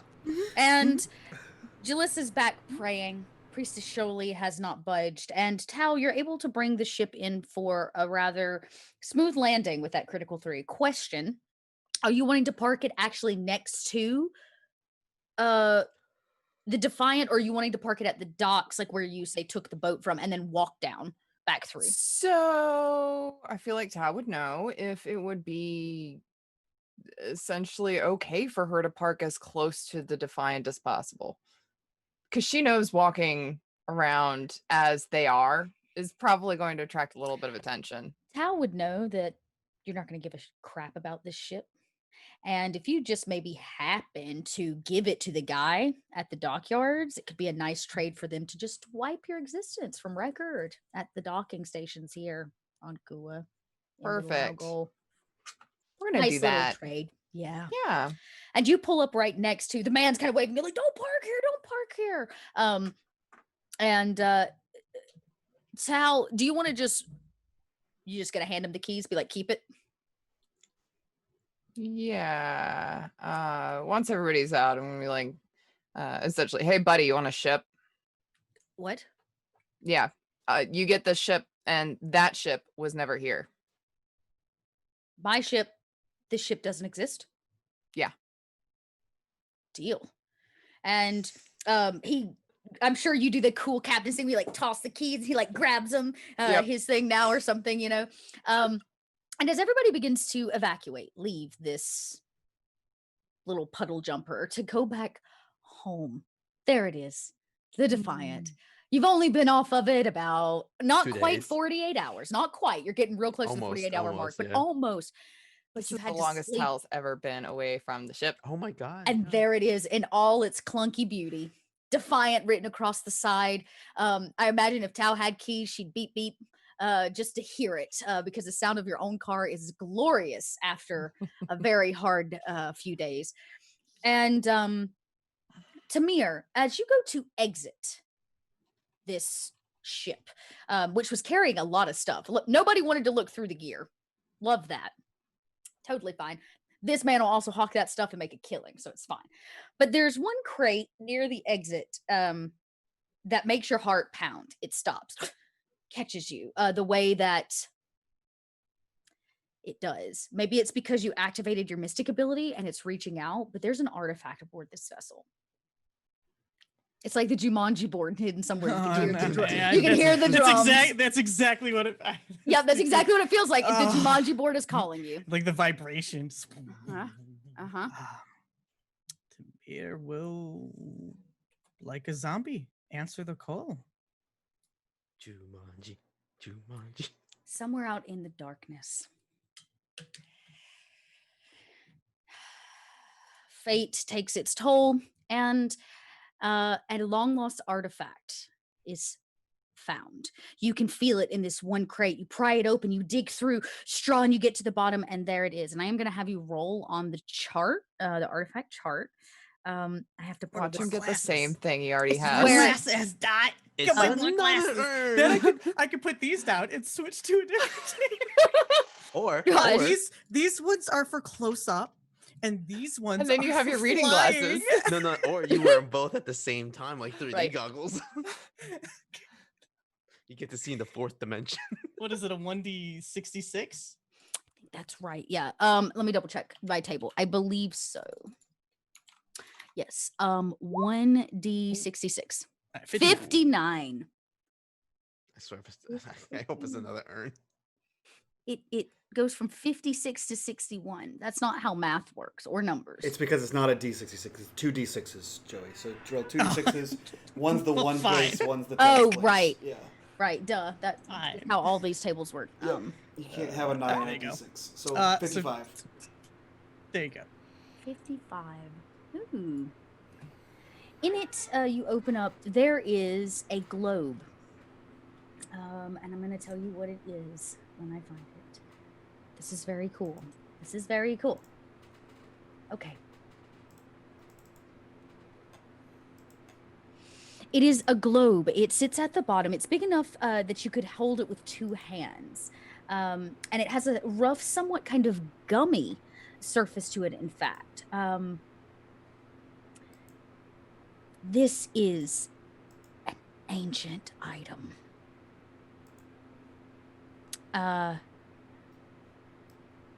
Based on the construction of this item, you can rightfully assume that it was left here by the portal builders centuries ago. the people that made the Third Horizon long before humans were here.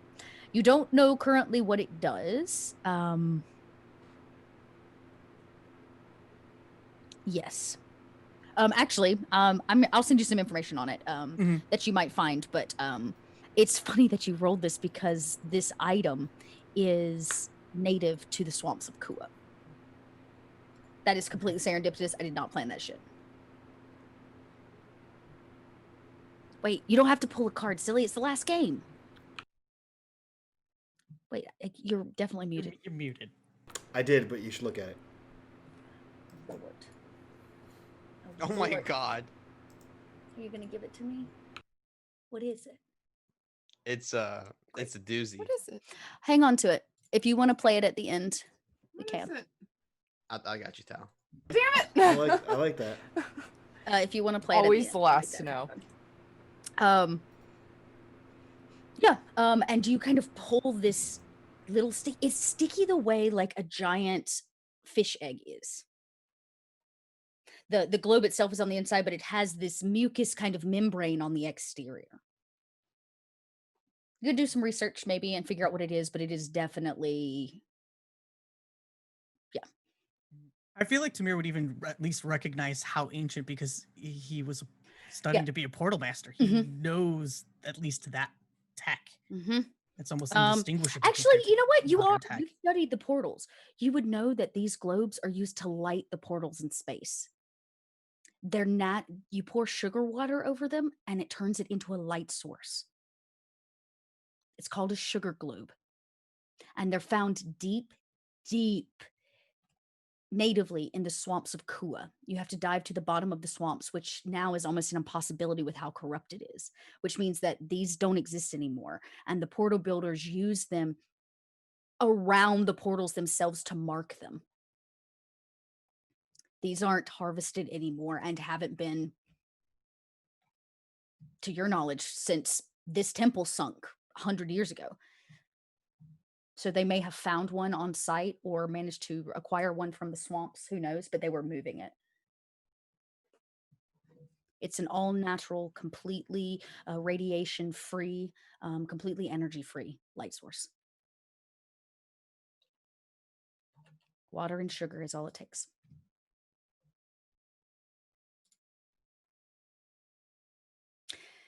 And Tamir joins his party off this little dinghy and walks up all of you one by one into your home.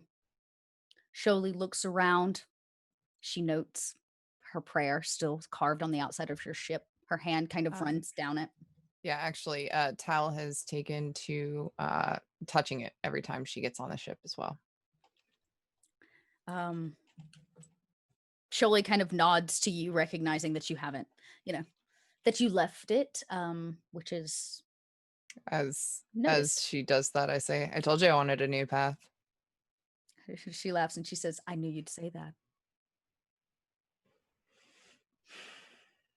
And she looks over to your sister and she says, she grabs you by the hand, not the arm. It's not a masculine pull. It's a very gentle reach as she kind of just fingertips touch. And she says, Tao, you are clouded, your mind. You look tired, more tired than when I saw you before. You should know that your sister, she is a good woman.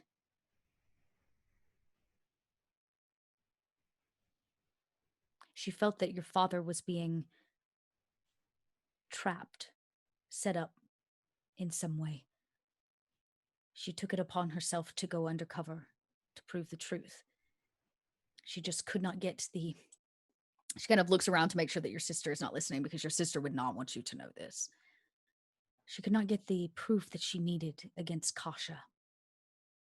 And when they took me a few weeks back,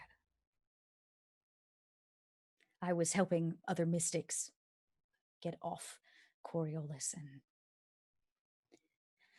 well, she decided that it was the prime time to put an end to all of this. especially when I told her that you were a mystic.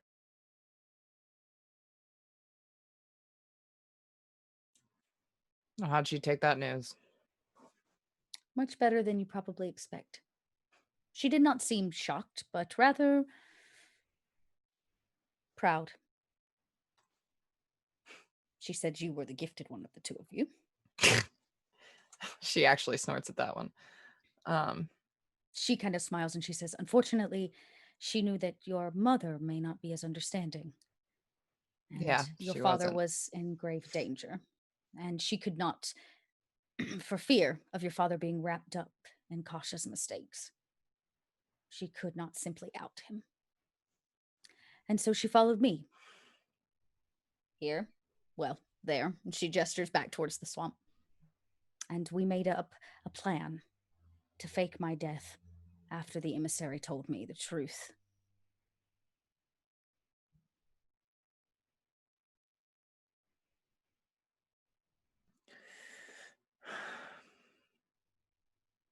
Well, thank you.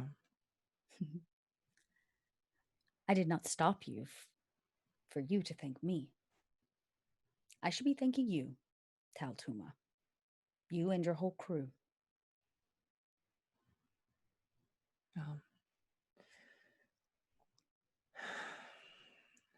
If it wasn't for Tamir and Lamara, everything we did would have been a waste. So. Lumara.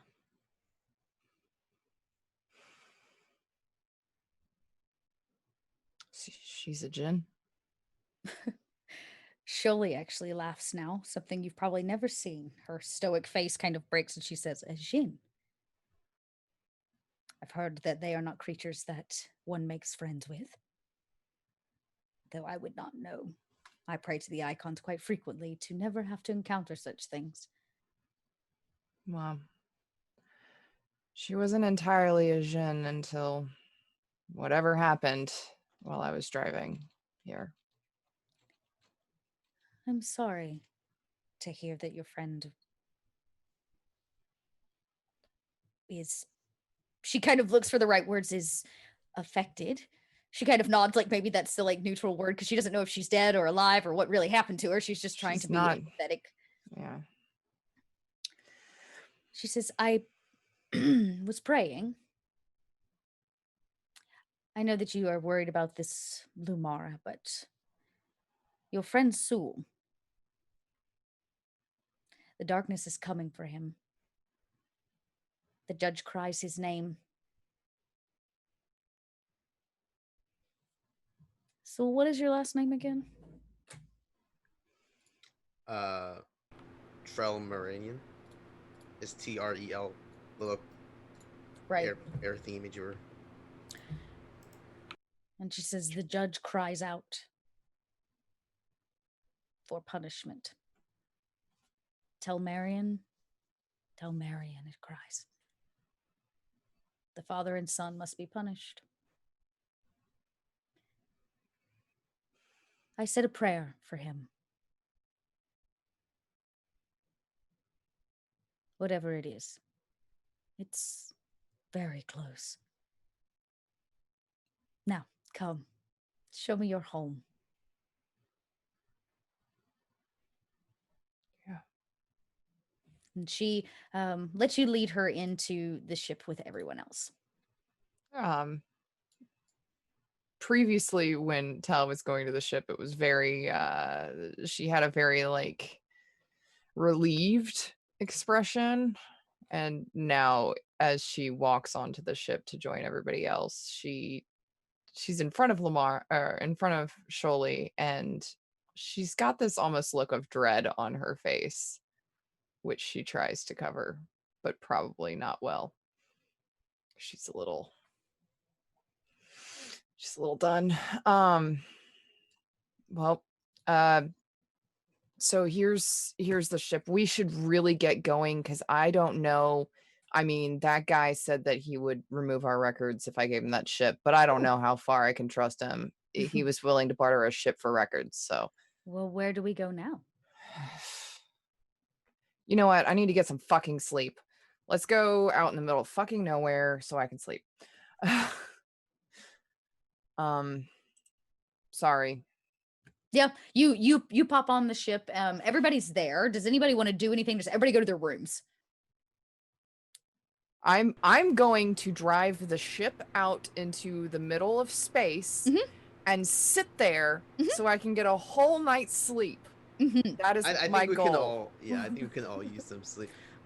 GM, I have a out of character question. When I had my vision, or my little one-on-one with the emissary dudes, did they specifically? I know they said to that she was the key. Did they say anything about Coriolis?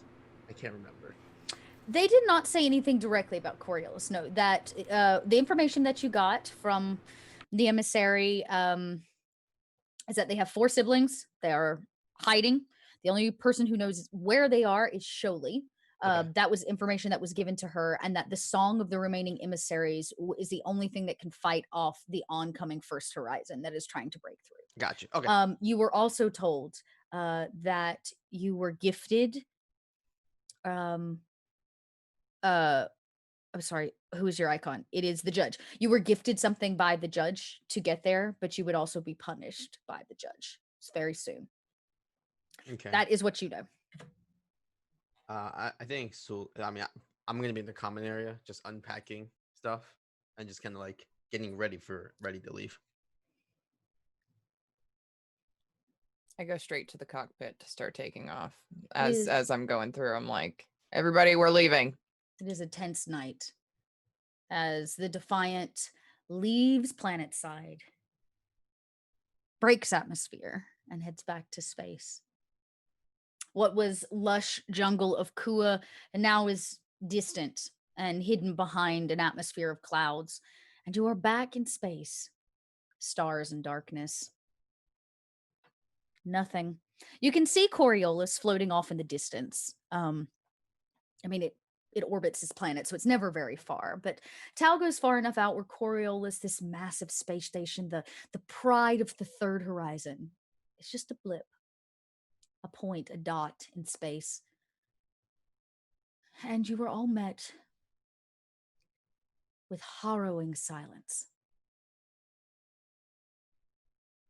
Maybe you sleep, maybe you don't. But you take about 12 hours to just be. No mission, nobody to save.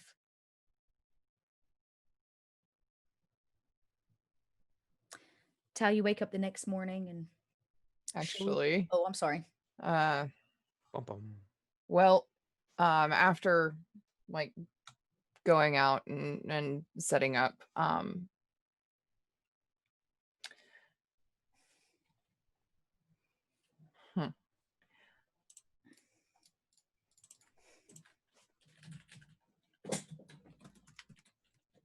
hold on, I'm double checking something. Secret chats. No, not you, Deb. Okay. So couple hours after everybody kind of settles down and Tao goes into her room, she actually she comes out of her room dressed in her normal sleep clothes. These ones are blue instead of white because the white ones are covered in other people's blood. And she knocks on Tamir's door. He opens it. He's awake. Hey, Hey. and Tal's already kind of flushed and she looks really nervous. She says, so last time I went to bed in my own bed, I woke up and there was a strange person in my room. I mean, it was a djinn, but and then the next thing I knew, there were other people in my house, and I don't want to be alone. Can I stay with you? Of course. And he kind of like, he'll reach out to her and like bring her in and just kind of hold her for a moment. Okay. I think we can fade the black on that one. Yeah, I was about to say there's an embrace. Just I was talking and muted, and I was like, oh, this is such a great. Fine. There's a embrace on the other side of the doorway as we simply see the door close behind them. Can we do an opposing shot? Because I feel Across like the that's hallway the perfect. is Malik's room. Yeah, so I think Nobody comes knocking at his door. Wow, Dot. Jesus. Oh, Not what I was gonna Wow. Your Oh. girlfriend's in a jar. say. Not what I was gonna say about Hey, that that jar scene. could roll over and not. You said Wow. opposing. Nobody comes. Let me- Come knocking on the door. Dot, I'm gonna take this scene over because you're a monster. You know why you have me here, Mike. Don't So I think like we fade to black on that scene.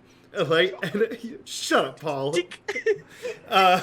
We fade to black on that scene and like open up on the scene across the hallway where on the desk, much like at the ruins, Malik has his shimag out and open again with the two stones, the black stone and the white stone, and in between the two of them is the urn.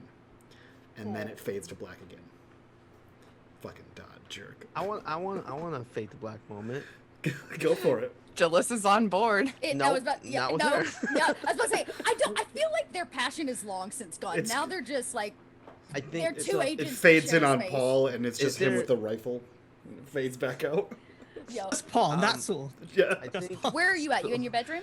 Well, here's the thing. Does Jalissa have a place to sleep? I mean, there are plenty of extra bunks here.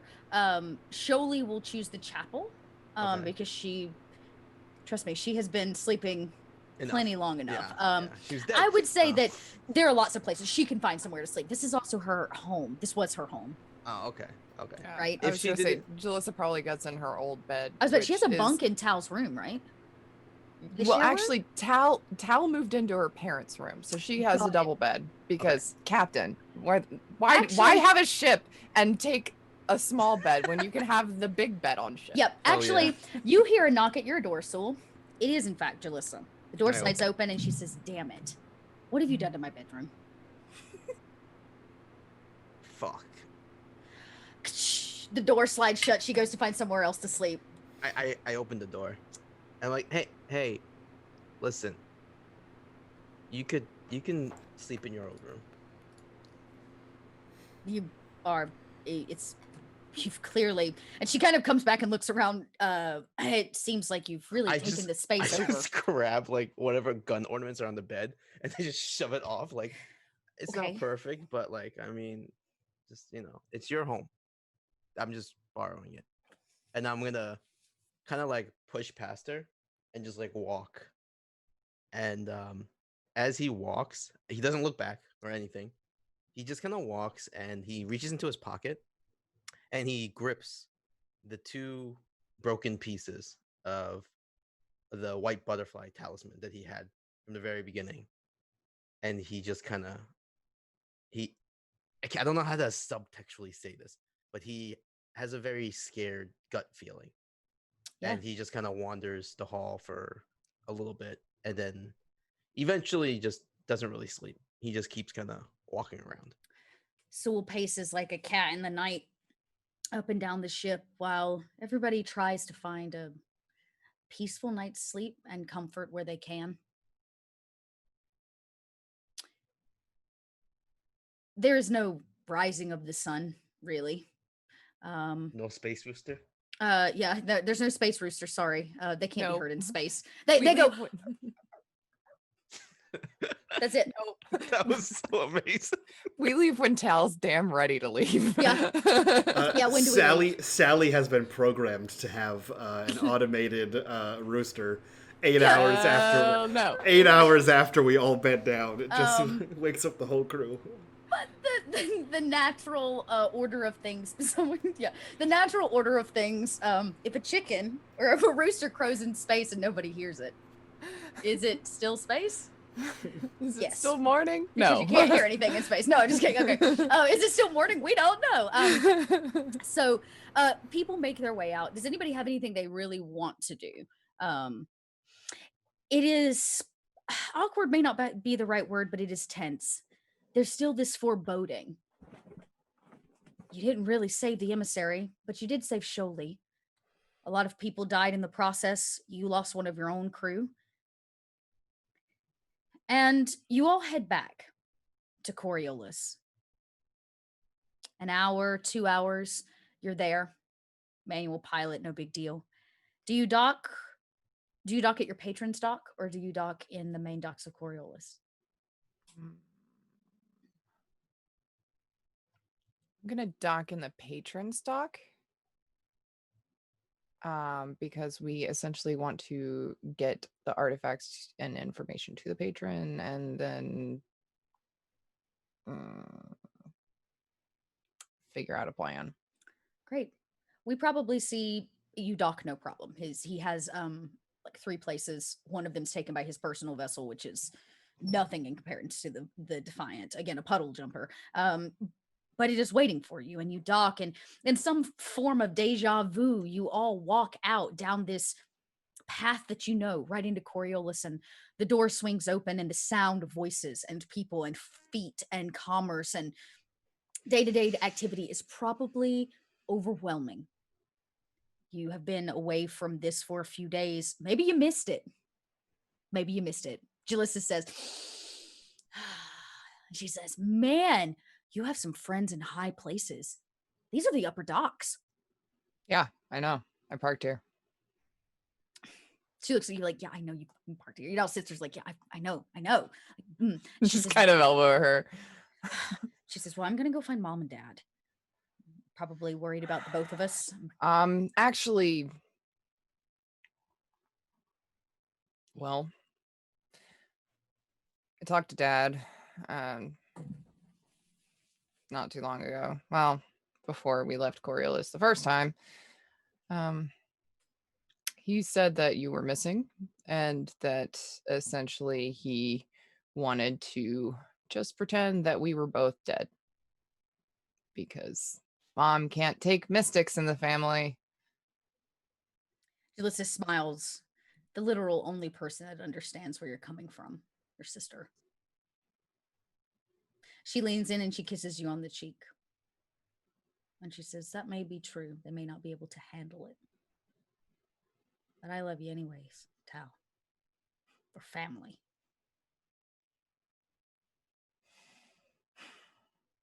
And she says, I don't care what kind of powers you have. She says, she leans in and she goes, you could poop flowers and I would still love you. As she leans in, she says that, I kind of lean back and I said, I can't poop flowers, but I can look through your eyes. She goes, I knew it was you. And she kind of puts it all together, and she kind of smacks you on the arm, and she turns around and she gives you all kind of almost like a insulting salute, not to insult all of you, but to insult soldiers basically. And she's like, until next time, everyone. And she looks at all of you and she says, but really, take care of yourselves. And I swear, if anything happens to my sister, I'm holding you all accountable. And she says, ask Sewell. Yes. I've never lost a wrestling match. She smiles and looks at Sewell. Sewell knows that's true. Cheated. Keep telling yourself that. Bye, Polaris. Sewell. Wrestling. I And- look at how your sister's mean. She walks away. I don't know what you're talking about. She seems perfectly happy to me. As all of you step into Coriolis proper, off the docks and into the space station, you're very quickly met by a bumbling little man. Ooh! You're back. I saw you, Doc. What have you found? Your patron stands in front of you. He has brand new, elegant robes. Definitely not what he was wearing last time.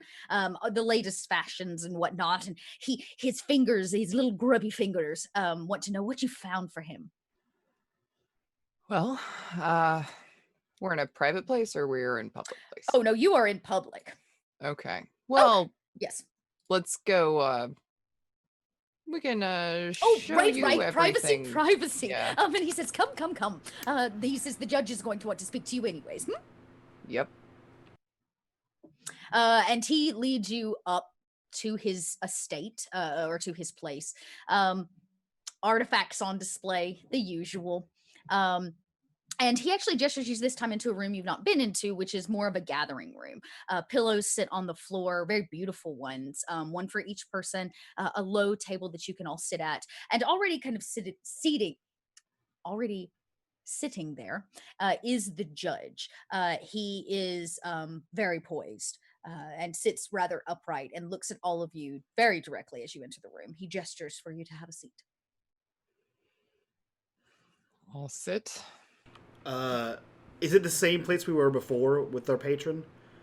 It is his place. Yes, it museum-y is his place. Yes. Yeah, Which is We're basically in a the sitting front of room his area, house. though. Yeah, you're in a sitting room area, Yeah. like he has off to the side. Malik is doing that nonchalant lean against the wall, and he has his tablet out, and he's doing stuff on it. Cool. You just Anything see him in like particular you actually want to do, Mike? nothing mechanical, but you just see him like he's probably had like when like a kid's playing a Game Boy as they're walking, like he's probably been doing that the whole way. And then he just kind of gets It's in. fucking playing Minecraft. Yeah. You bitch. He gets in and like assesses the situation and just like parks in a place where he can see the whole room, and then just continues to like do stuff and look over the top of the tablet as he's doing stuff. Okay. I need to pull up a document. Hang on. I don't want to fudge this. I need to make sure I get this right. This is the judge says, I hope that you are back with good news. Ooh, we're back with a lot of news. Oh. Have you found the cause of these mysticides? You know, would you rather have raw reports? Because there's a lot in there. Nassar, your patron, he says, all good news, I hope. No. The emissary's dead. That's something that we found out for sure. Oh. The judge says, I see. The emissary did not make it. Unfortunately, no. See. Then we should keep that between us. Yeah. I will handle the sharing of such information with the right parties. The last thing that we need is another riot aboard Coriolis when they find out that the emissary is in fact dead. Now, more to the point, I'd like to know who calls such activities.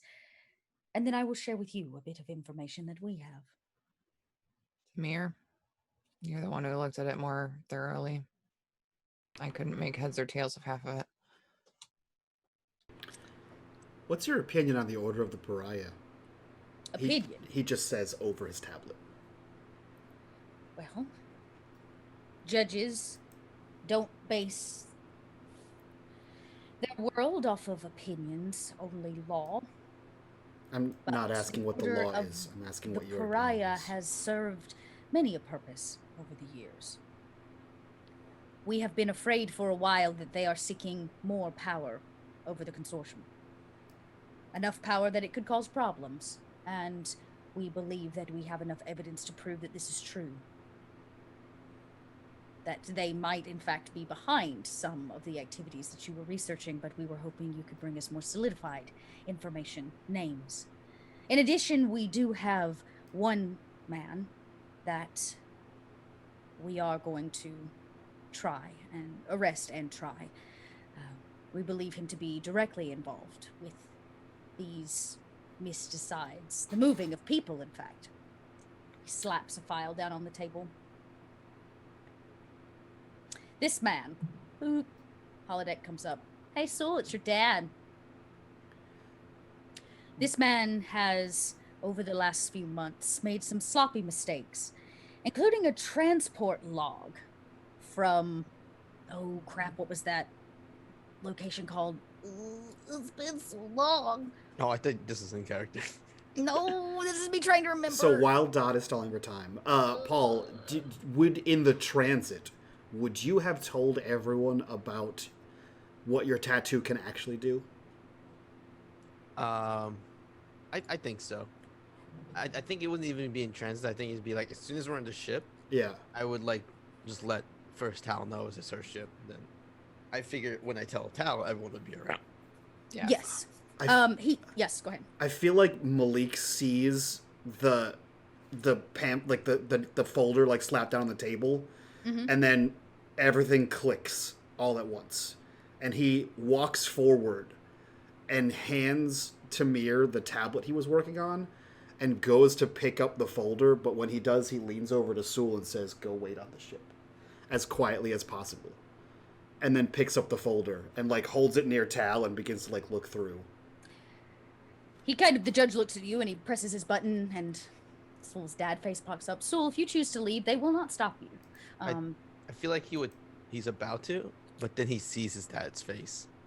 Says this man And he's gonna stop, and he's gonna has listen. spent many years moving and trading people across Coriolis. We've never been able to prove it entirely, and we also believe that he is involved in some kind of drug ring activity, which has in fact been proven based on a transport that we believed happened off of the Hamura station a few weeks back, about the time that you were there, in fact.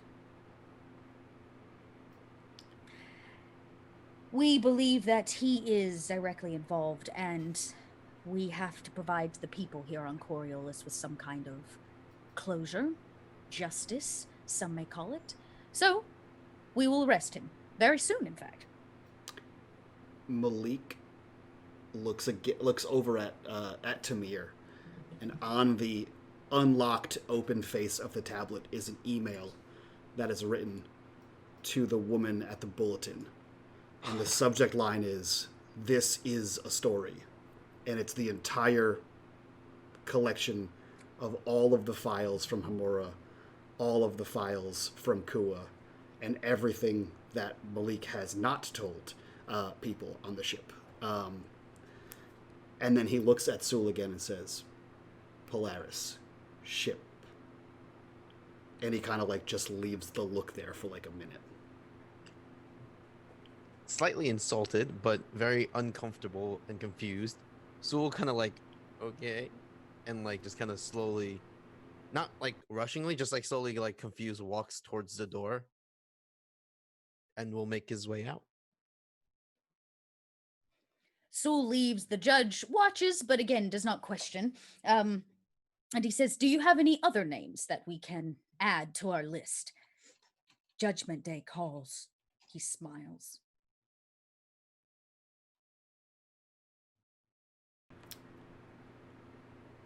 Is a Tamir. Tamir If was the one. not- Tamir was the one giving the information, so I was just kind of looking at him like, Kasha is the only one that you might be able to prove because you had actual footage of them. Right. And you can prove that they were probably there, their involvement, but they are dead, so they can't be tried. yeah. Right. And I don't think Tamir is going to share anything more than Kasha. Yes. Well, that is an unfortunate news. One of our own. He kind of clicks something into the tablet on the table, maybe sending a message more than likely. And he says, "Well, if that is all, your payment," he clicks, "has been processed. You've all been compensated for your dangerous journey. I'm sure that your patron here would be more than happy to take some junk off of your hands. But I must go. I have some business to You'll- attend to." you'll be interested to explore the ruins of Kua. There's a site there. Oh. That's where we found everything. They cleaned it out. There's nothing left. He kind of Except for- flipped through. Do you give him all this information? You like give No, him the file? I just tell him this. There's just rooms full of corpses and an abandoned ziggurat. Oh, There was he- a spare he- ship there. yes. You talk of the old palace. They were hiding themselves inside of the swamps. Yeah. It's very difficult to get to, so Wonderful. He looks at his. You can see him think for a minute, and he clicks a few more things in. looked like whatever they were doing, they were cleaning up. Well, then let's assure that they complete their task, shall we? And he hits an enter button. Another message goes out. I'm sorry. They complete their task of cleaning it out? Cleaning it out. Dear boy, some things just aren't meant to stay. Sometimes the truth is too much for the general populace to handle. And simply getting rid of such a place would solve our problem and assure that they cannot come back. There is I assume, a decently large populace of indigenous people still living inside the lake, the swamps, so... Well, let's hope they are smart enough to steer clear of that swamp.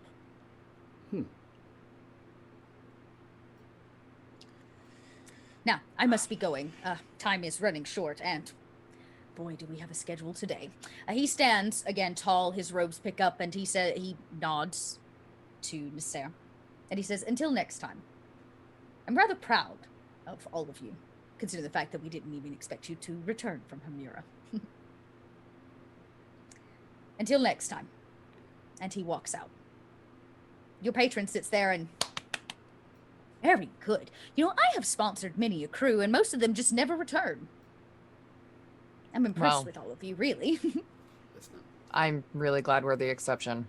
Oh, me too. Did you find anything? Yes, we did. What? Tamir's gonna hand Malik back the pad and just like nod. And he'll pull out like, I don't know, he's probably got like a rucksack or something. Pull out the globe. He snatches it from you and holds it up. He says, I never thought I'd see one this close. Do you know what this is? Yes, it's incredible. Isn't it? He says, this is a sugar globe. It's been so long. I've never even jumped through a portal myself, though I don't really get off Coriolis much. I have a bit of anxiety. But that I being know that said, feeling. he nods of like shared empathy. And he says, I've heard that they light up space around the portals. It is incredible. That the portal builders use them to shed light where there is only darkness. And he's like staring at it as if it could consume him. And he says, oh, just a little sugar water and the whole thing would light up. Do you know that if you break it, it is said to be bad luck, though on the inside, there's supposed to be this gelatinous white goo. It's supposed to smell sweet. Yes, well, not that I could bring myself to smash such a delicate item. He kind of Please says in a don't. crazed way. They're hard to come by. Well, I will pay you handsomely for this. And he kind of takes it and tucks it under his arm as the fear of almost you saying, no, you can't have it. And he beeps into his very small data pad on his arm and he says, how does, say, an extra 12,000 burr sound? I'll make twice that much on the black market for it. So just... It's fine with me. Tamir. No payment is necessary. I understand this, but I could not take such a rare item. It's Unless fine. of- You can pay me. Wonderful. And he kind of changes something because clearly it was going to Tamir's bank account and now it goes to Tal's and he hits an enter button and another 12,000 bearer are transferred to Tal's ship account, basically. He says, well, feel free to park at my docks anytime you'd like. And, you know, just make sure you knock if you need to come by. But if you have other endeavors, Items like this make it well worth my dollar to give you. So feel free to let me know if I can ever sponsor you in any way. Of course. Definitely let you know. Thank you for your time. And the camera cuts to Sewell. Sewell, Hello. do you head back to the ship? He's on his way. He's kind of like leisurely walking. I would like you to roll me a wits roll. Okay, do I lose my way? No. Boop, boop. I got one. You're walking along at a pretty normal, you're not like rushing there, you're No, just at a he's just normal kinda, like, pace. walking. You're walking and you're strolling, and you get a little bit of a pain, almost like a headache. Shoots up the back of your neck. Maybe it's you're tired, maybe you're dehydrated. You've been through some business over the last few days. I would look for like a food stand and try to see if I can get. Like, yeah, you're like, I'm definitely low blood sugar. I need some food. So you stop at a food stand. They sell you space chicken on a stick. hell yeah.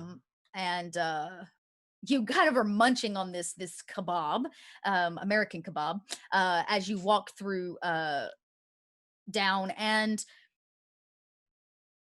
as you get to the door that should lead to Tao's ship, there stands a figure, somebody that you know, your father. Are there people around me? Yeah, I mean, people are walking up and down. It's like an open thoroughfare, like a road. It's just your dad. He stands by. He stands around. He even waves. He has nothing to hide. He's not trying to hide from you. I would I'll walk up to him and be like, "What are you doing here?" Well, I heard you were back on the station. Thought I'd at least drop by to say hello to my only son. You forget you had 3 sons, right? Have you forgot that they are in fact dead? They're still your sons. Of course they are. What are you doing here? Well, son. A long time ago, I taught you that actions come with consequences. I would think by now you're smart enough to recognize what it is you have been doing for me and how you have been helping, and I assure you that your distaste is visceral. It floats around the air. I know you do not agree with the work that I roped you into, but I don't appreciate my name being used to, well, cover up the fact that you were moving drugs that belonged to me to begin with. Sewell takes a moment to think like, "Oh, fucking asshole." More importantly, Sewell, you were never really supposed to come back. I And get you that. did. And well, unfortunately, well, you've put me in a rough spot. Rough spot. You Yeah. made me kill people so you could traffic humans. I made you kill people so you would be strong. Strong. He says, You were and as too for the weak to do trafficked it? people, trust me, their lives are better when we're done with them. You- You prefer them to live in the cellars, starving, not a drop of water to their name. What exactly are you doing to them? Depends on the person. Some of them are brainwashed and sold into upper class houses. Others of them are taught new trades and crafts and shipped off to mining colonies. So it But- takes like a step back a little bit. It's like, so you genuinely believe you're helping these people? Didn't you? Get the fuck out of here. Well, in fact, I will be getting the fuck out of here because they issued a warrant for my arrest. Good. Not but 10 minutes ago. So, son, I've come to... And he kind of claps you on the shoulder. Pain shoots through your, like up the back of your neck. And he says, I just wanted to see your face one last time. Goodbye, Sewell. And he walks off. The fuck? Make another wits check.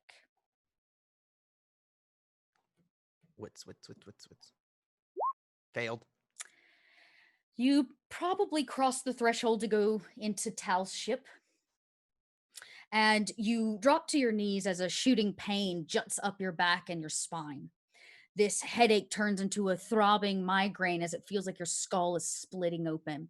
The door behind you closed, and now you are all by yourself in this little hallway. You can see the door to your home, but you cannot get your body to react as it writhes and it rips at itself, and you sling yourself back and forth as we watch Sewell's face begin to change from his into his father's.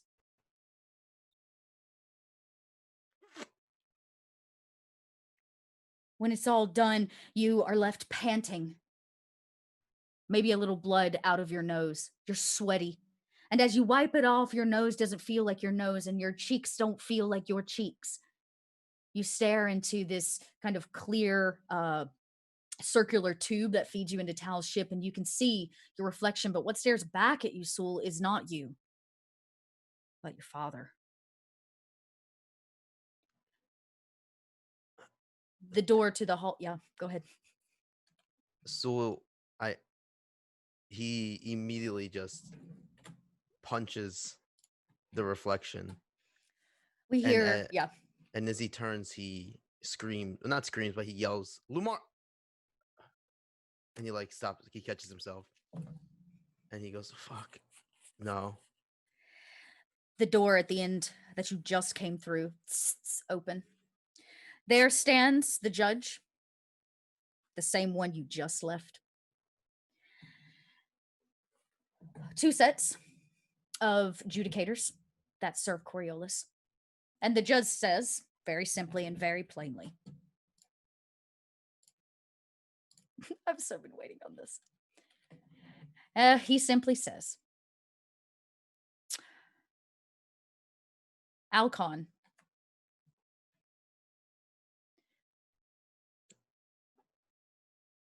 we hold you in contempt. Hold on, that's Yeah. not right. Isn't that your father? No, I'm speaking. Oh, so yeah. I Sorry. don't fucking know who I am anymore. Yeah, he says, because he just double check myself here.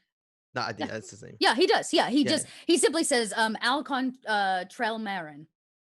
That's not. Everything that you say can and will be held against you in a court of Coriolis. Wait, there's a mistake. 2 of the judicators step in. Don't fucking touch me. I'm not who you. Don't you fucking come near me. You are going to be held accountable and tried for acts of treason against the people of Coriolis. You will be tried for crimes of the mysticides, of moving and trafficking people. This is a joke. Of the death of an emissary. Alcon Trelmarin, you will be held accountable for the deaths of many and will spend your life inside of a prison on the far end of the third horizon. You're making a mistake. This isn't me. This isn't who you're not getting this right. You're making a mistake. You're gonna fuck this all up. 2 of them grab you by the arms. You may fight them. The 4 of them tussle until they have you in rather tight cuffs. And he says, your trial will be held in 48 hours' time. You will not be set for bail. You will go up against a jury. We will provide you with, and he kind of gestures as if somebody would cover your trial for you. You are a bad man. And many people have died at your hands, and you will suffer. You will be punished. So I'm assuming he's gonna be in restraint right now. So yeah, they've got your hands behind you and they're like holding on to you. So I'm gonna just push forward and just get up on the judge's face and just he's angry, but then the moment he says you've killed many, you will suffer, Sewell kind of stops for a minute and he grits his teeth and he looks back, realizes what the situation he's in, and he just says, you are going to be the reason why so many more are going to fucking die. He does not say anything to that. He doesn't say anything to that. He lets them drag you off. And as they drag Sewell's father, kicking and screaming through the street or through the halls of Coriolis, down for his appropriate trial, just off to the side stands Sewell, picking his teeth next to a beautiful woman, a dancer. She kisses him. They walk off hand in hand. We see them go all the way down to the cellar to continue his business. We see rows of people lined up, shackles around their feet and their hands. A small child says nothing. They don't look malnourished like everyone else. Their cheeks are still rosy. And as Sewell walks hand in hand, they look these people up and down. His eyes stop on the child, as if drawn to it in some way. The child smiles, reaches out his hand. Sewell's father, posed as Sewell, takes it. He pays a man a pretty burr to purchase this child. A Xene, waiting for its opportunity. Its mission, not complete yet. To end the mysticides. But the judge said, the icon of the judge said, that they would both suffer. And suffer he shall.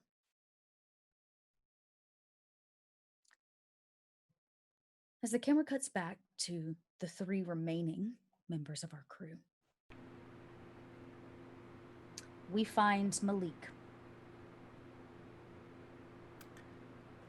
Malik, I assume Tal is kind of sitting at like the head of the table that the judge was at.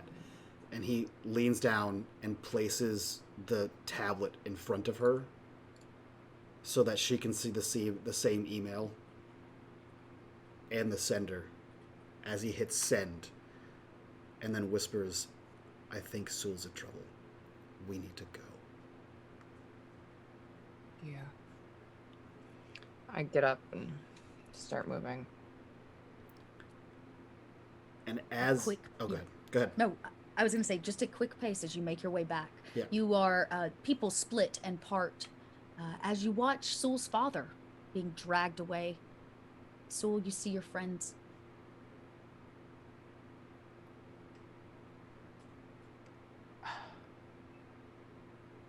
I think Sewell doesn't scream or yell, but he looks at them and he kind of cries. A single tear runs down Sewell's father's face as they drag him away. I would like for all of you to roll an empathy. Manipulation or empathy? Empathy. Okay. This is, do you know Sewell's eyes? Because it does change their face, but there are certain things that bionics cannot change. Oh. I'm going to give you a darkness point because it's the end of this season, and I'd like to give you some to start season 3. Oh, I was going to give her a darkness point. You can. Why not? Do it. Yeah, fuck it. Okay. You can re-roll No, it if you like. I still don't get it. This is what you get for all those crits. I have back one. to back to I have back. one success, Dot. That's fine. We got one. I got one. That's all we need. All One we need is- success. I will say that was scary as fuck to see just red. Right? I told you it was coming. This is what you get for all Wait, those. hold on. Everybody was like, "You want those crits?" I've rolled like twice. They've all been crits. I don't roll well. The almost as if in slow motion, Malik. Sewell's dad turns to look you in the face, this man who has always been a jerk, harsh and cruel, and those things don't always show on the outside, but if you know how to look for them, they do. The truth of who a person is shows through their eyes. And as this face that you recognize as Sewell's father makes contact, or makes eye contact with you, and a single tear rolls down the cheek, that is not Sewell's father. You could swear that those are Soul's eyes, crying tears. So, Dot, I pulled a card and you said I could use it if I wanted to. I did. The moment I make the realization that that is Soul, Malik stops in his tracks and he closes his eyes. And he lets out a deep, long breath. And he's going to do his best to imagine a black void in a single computer terminal. And I'm going to play that card. And he says, could use a little help right now. And I play the Jinn card. In the last moments of our campaign, a Jinn card is pulled, played almost too perfect, considering the fact that we have 2 Jinns at play. Malik called on the darkness. His voice rings out through emptiness. As the camera cuts back, 48 hours later, the headlines read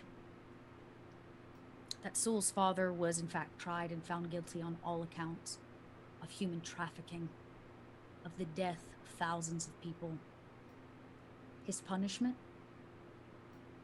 A lifetime serving in one of the darkest prisons in all of the Third Horizon. And as this paper is slammed down on a table and a cackle, a laugh lets out from a face that you all know, Soul's face, though not his voice, not his body. On the couch, or on the seat next to him, a beautiful woman. She eats some very ripe fruit. And in the room, a small child. This boy is serving them things, and he stops, tips his head like a dog that hears something that you don't. A smile crosses the little boy's face as he looks up and makes eye contact with Soul. There's a brief moment in time where this ancient Jinn, hidden in the body of a child, pulls from the darkest depths of what is space and time. And he begins to fry Soul's father's brain. As he does so, this bionic guise is fried and his face begins to muddle like somebody scrambling eggs in a pan. Before it's over with, the woman in the room is long gone.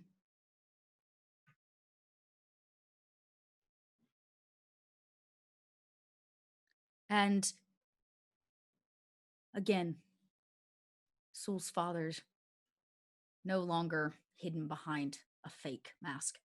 His body slumps backwards. His drool comes out of his mouth, a little blood out of his ears. His eyes roll. He is alive, but he seems half the man that he was.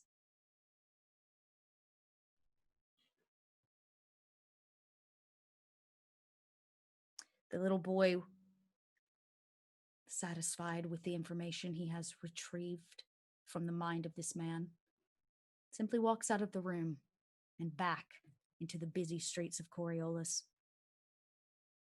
And as the camera pans out over this massive space station, a proud beacon of everything that the Third Horizon stands for, a white butterfly darts across. It moves to a new place and a new time. We see a prison bar slam shut. After a while, the face finally fades off, Soul. You can see your own face in the bowls of water that they give you occasionally. But you are locked deep, deep in the depths of this place. And nobody cares what your face looks like anymore. And as our camera begins to fade to black, we see a jar, a canister. It rumbles and quakes. Somebody is restless. She too heard your cries, Malik, unable to help you, trapped in her prison.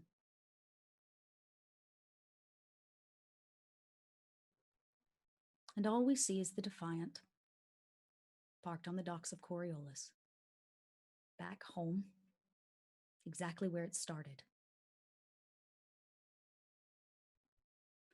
And potentially ready for another adventure into the third horizon, maybe to save their friend, maybe to free Xene, maybe to find the missing emissaries.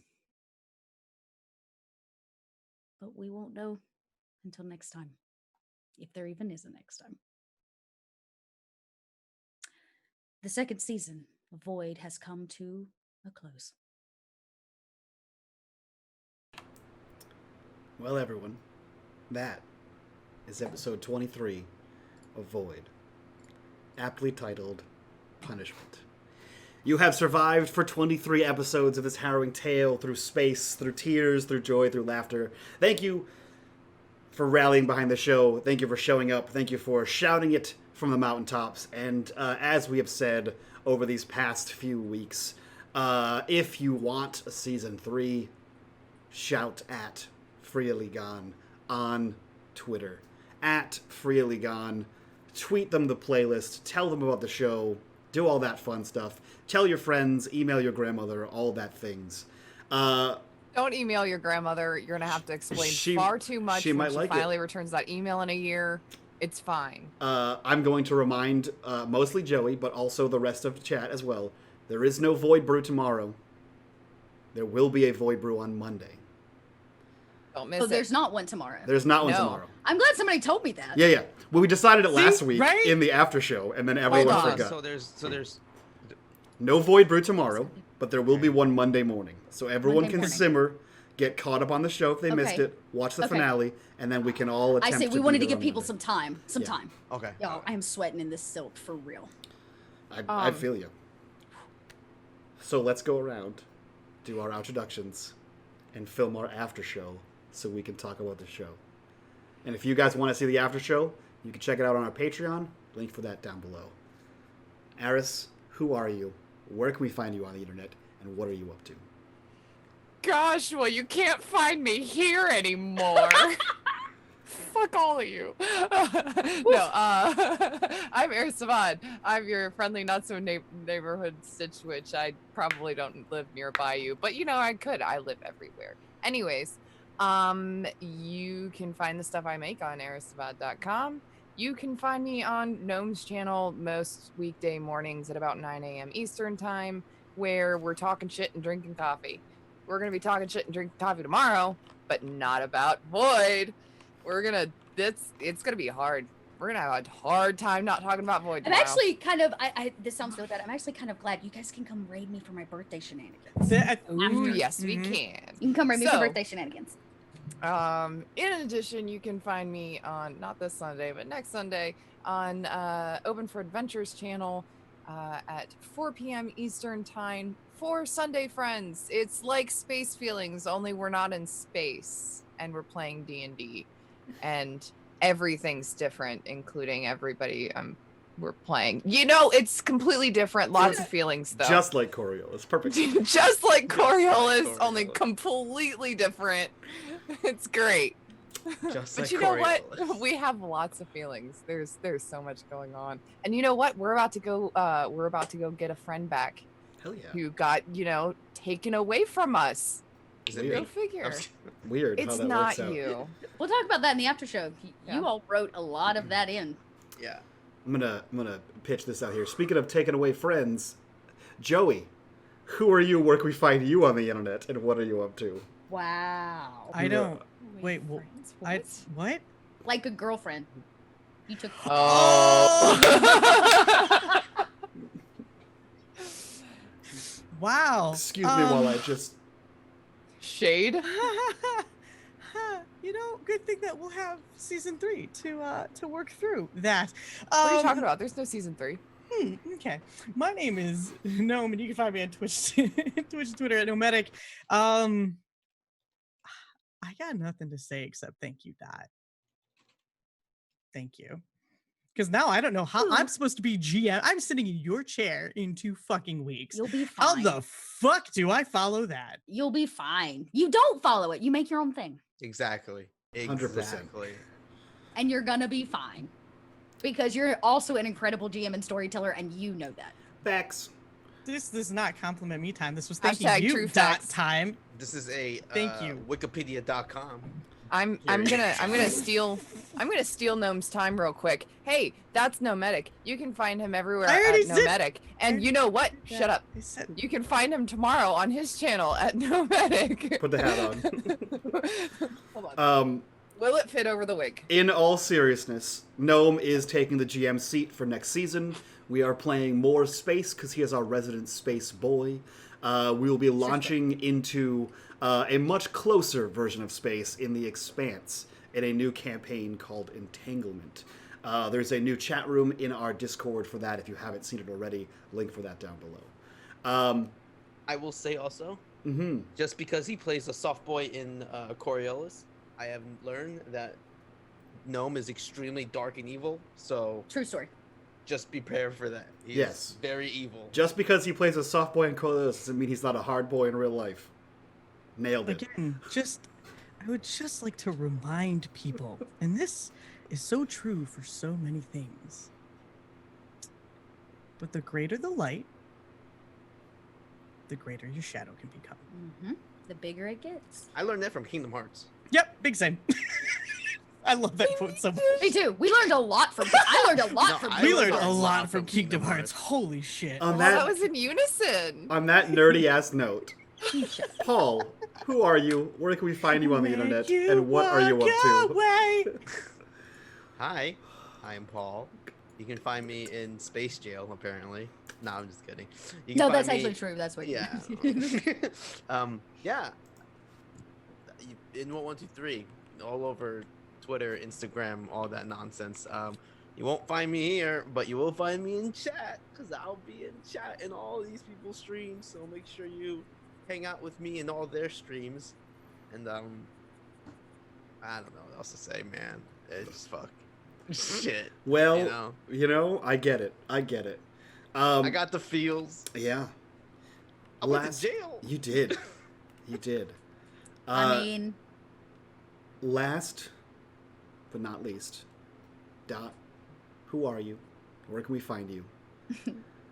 And what are you up to? I'm Little Red Dot. You can find me online as Little Red Dot. I'm a GM and a storyteller, and that's what I like to do. So if you want to go find me, you can find out more about where and how I'm doing that. Actually, I've closed out, y'all, in the last 2 weeks, I've closed out 4 campaigns. I closed out a 3-year podcast last night as a GM. I closed this out today, and I closed out 2 campaigns last week as players. So I got a rather clean slate at the moment. So Maybe not take that a little bit of a break. not that things aren't coming up. I have some new projects getting ready to be announced, which I'm really stoked about. Tomorrow is my birthday.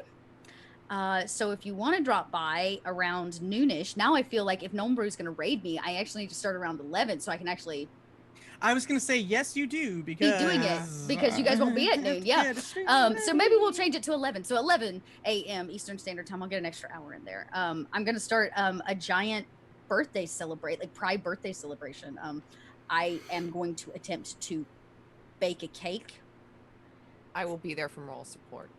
because I'm gonna need it, y'all. I'm gonna try to bake a cake. I got very overwhelmed by trying to choose what I needed to make a multi-tiered colored pride cake, so I left with a funfetti box.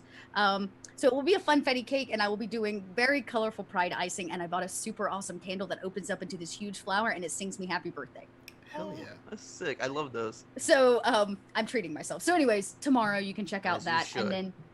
Right now, I'm running a few things on my channel every Tuesday, Thursday morning. When there's not a Gnome Brew, you can wake up with Dot, which is just me drinking coffee and talking nonsense. And then on Wednesday evenings, I'm reading bedtime stories to put all you adults to sleep because I know that all of us aren't sleeping right now because quarantine's a bitch.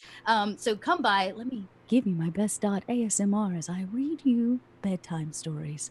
It's great. It's awesome. I do it from the comfort of my little couch. So that's what I'm working on right now, like I said, along with some other projects that will be announced very, very soon. I think there's anything else. Oh, You can come watch me. I will start GMing over on Dad's Garage Twitch channel. Ooh. Every couple Monday nights. I'm kind of I'm in like a rotating group of GMs, but you can come watch me GM a bunch of improvisers, some that know how to play D&D, some that don't. Hell yeah. And so that's some shenanigans. So there's that. Monday nights, 8:00. Forgot. I'll be up this Monday evening, in fact. And I think that's.